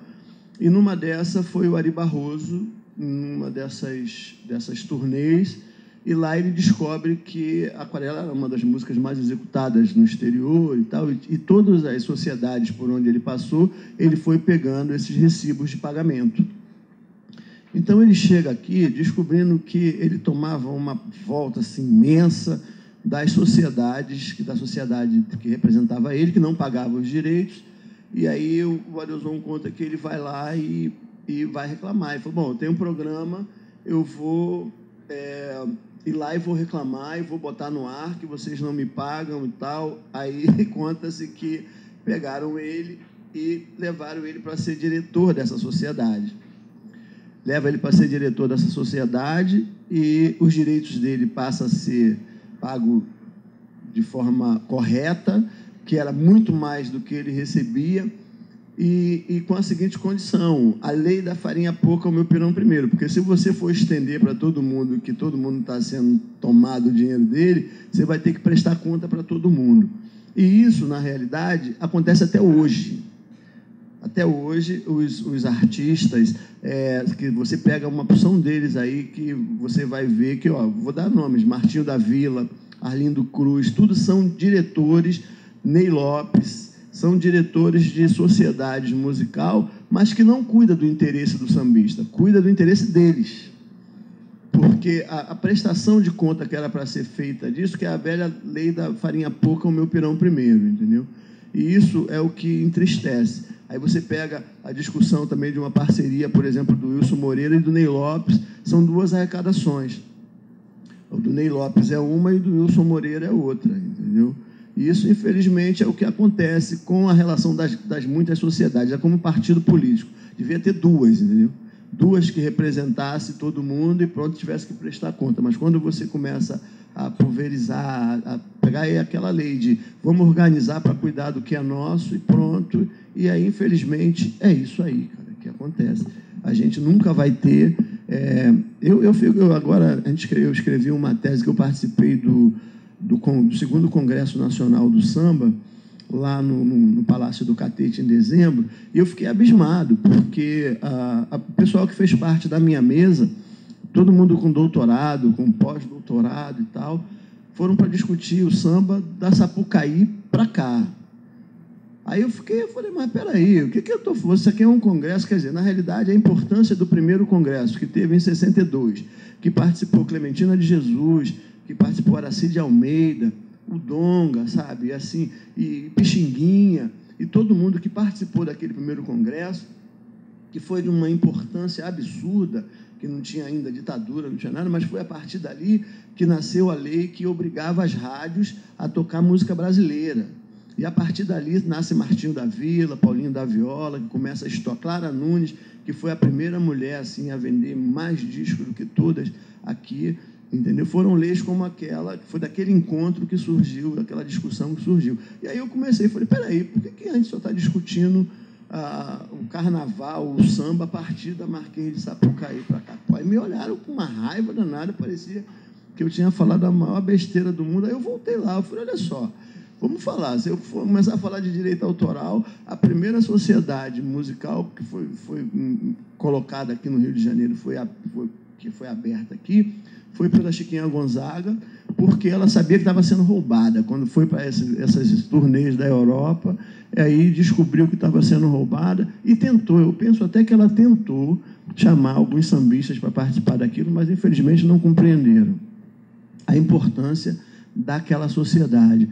E a partir dali, aí começa toda essa história de você pegar todo mundo e organizar as suas carreiras e toda uma história a ser escrita, até o Ismael Silva criar a primeira escola de samba, que é por isso que vocês estão fazendo doutorados e mestrados aí, porque teve um negão que pensou na escola de samba como um polo social que ajudaria a ensinar teatro, cinema, música, que na realidade era para caminhar para isso.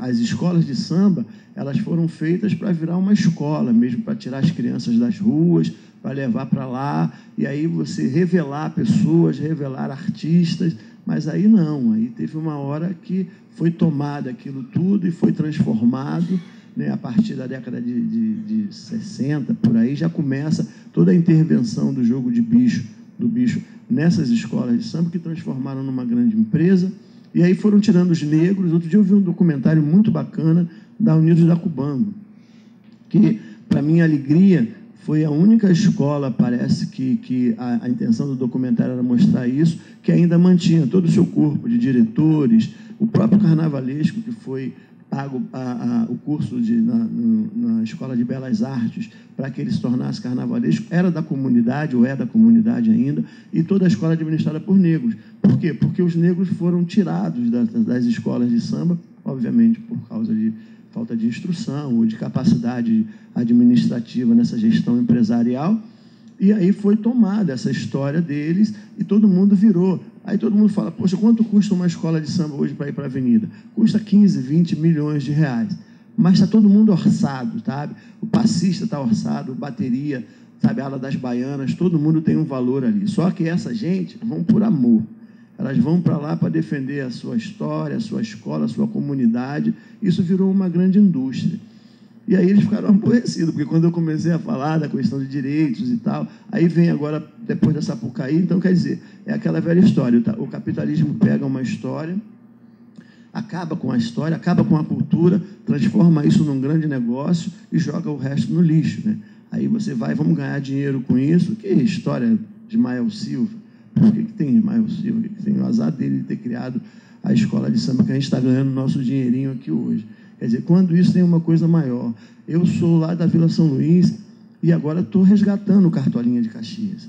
Uma escola que foi fundada em 1933, sabe, pelo seu Hélio Cabral, com todo mundo, inspirado até na Unidos de Bangu, porque saíram uma opção de jovens da universidade, entenderam a importância da escola na comunidade e aí estão retomando. Viram que a escola tinha um registro na Associação das Escolas de Samba, nas primeiras associações aqui, que foram contemporâneas do Cartolinha e tal, e aí pegaram toda a documentação e estão resgatando a escola como uma grande, com administração mesmo empresarial, sabe?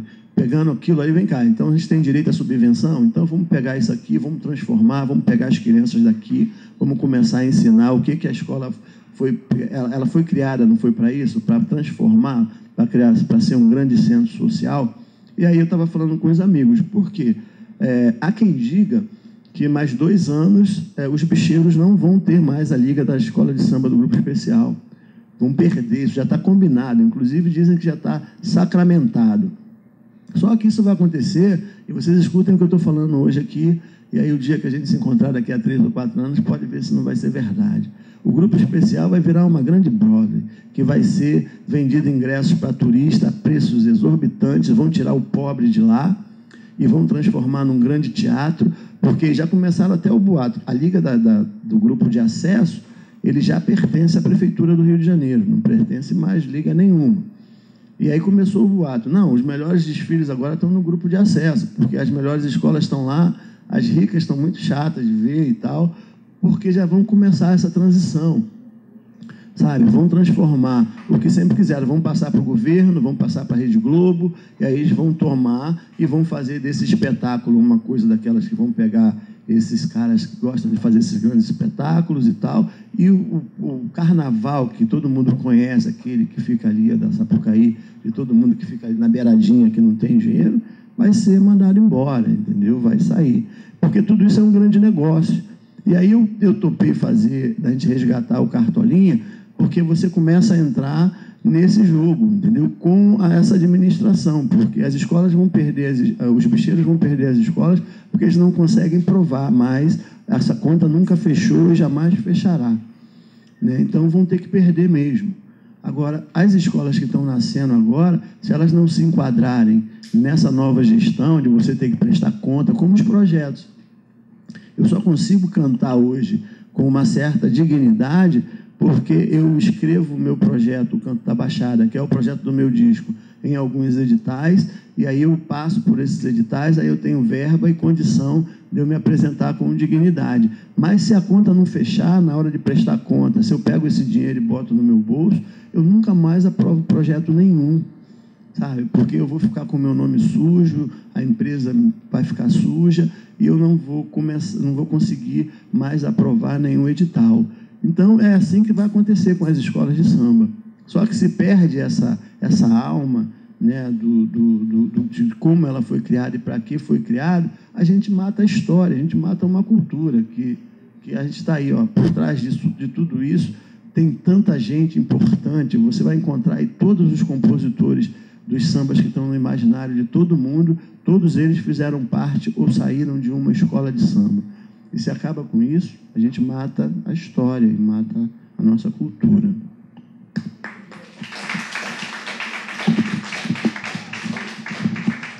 Então, só fechando um pouco aqui, pelo que eu percebi, não sei se eu posso concluir dessa forma, mas não existe por parte do Estado nenhum tipo de política de estímulo à arte, né?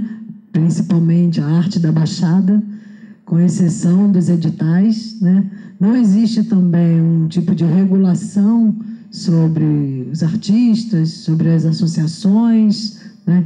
E também nenhum tipo de política de proteção ao próprio artista, né?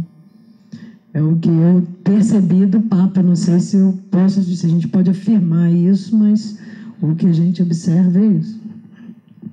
Mas não existe mesmo, não. Inclusive, assim, é por isso que eu falei que na realidade, há quem diga, né, que o samba já é uma coisa ultrapassada, que é fora de moda e tal, que são esses discursos que vão sendo usados para poder você extinguir com a história e com as coisas. E sem essas políticas, aí você manda material, programas de TV, na realidade, é muito complicado de você mandar, por mais bacana que seja o material, é difícil de você ser selecionado para falar, porque, na realidade, eu até compreendo, não podem me chamar porque eu tenho que dizer, entendeu? E muitas vezes esses programas você não tem que dizer muita coisa, ninguém quer ouvir muita coisa, né? E aí eu sei que a gente fica um pouco limitado de participar. Mas eu acho também que o trabalho que vem sendo feito é o trabalho que a gente vai, sabe, por todos os estados e vai juntando as pessoas e vai discutindo e vai falando e vai dando caminho para outras pessoas. Não, sim, eu não teria mais nenhum comentário a fazer. Quero agradecer a todos os que atenderam aí ao nosso convite. Certamente deixaram esclarecimentos muito importantes, né? Até porque eu imagino que um grande desconhecimento por parte de todos nós de como é que essa máquina roda, não é? E é uma máquina tão bonita, né? Ok, obrigado. Boa noite.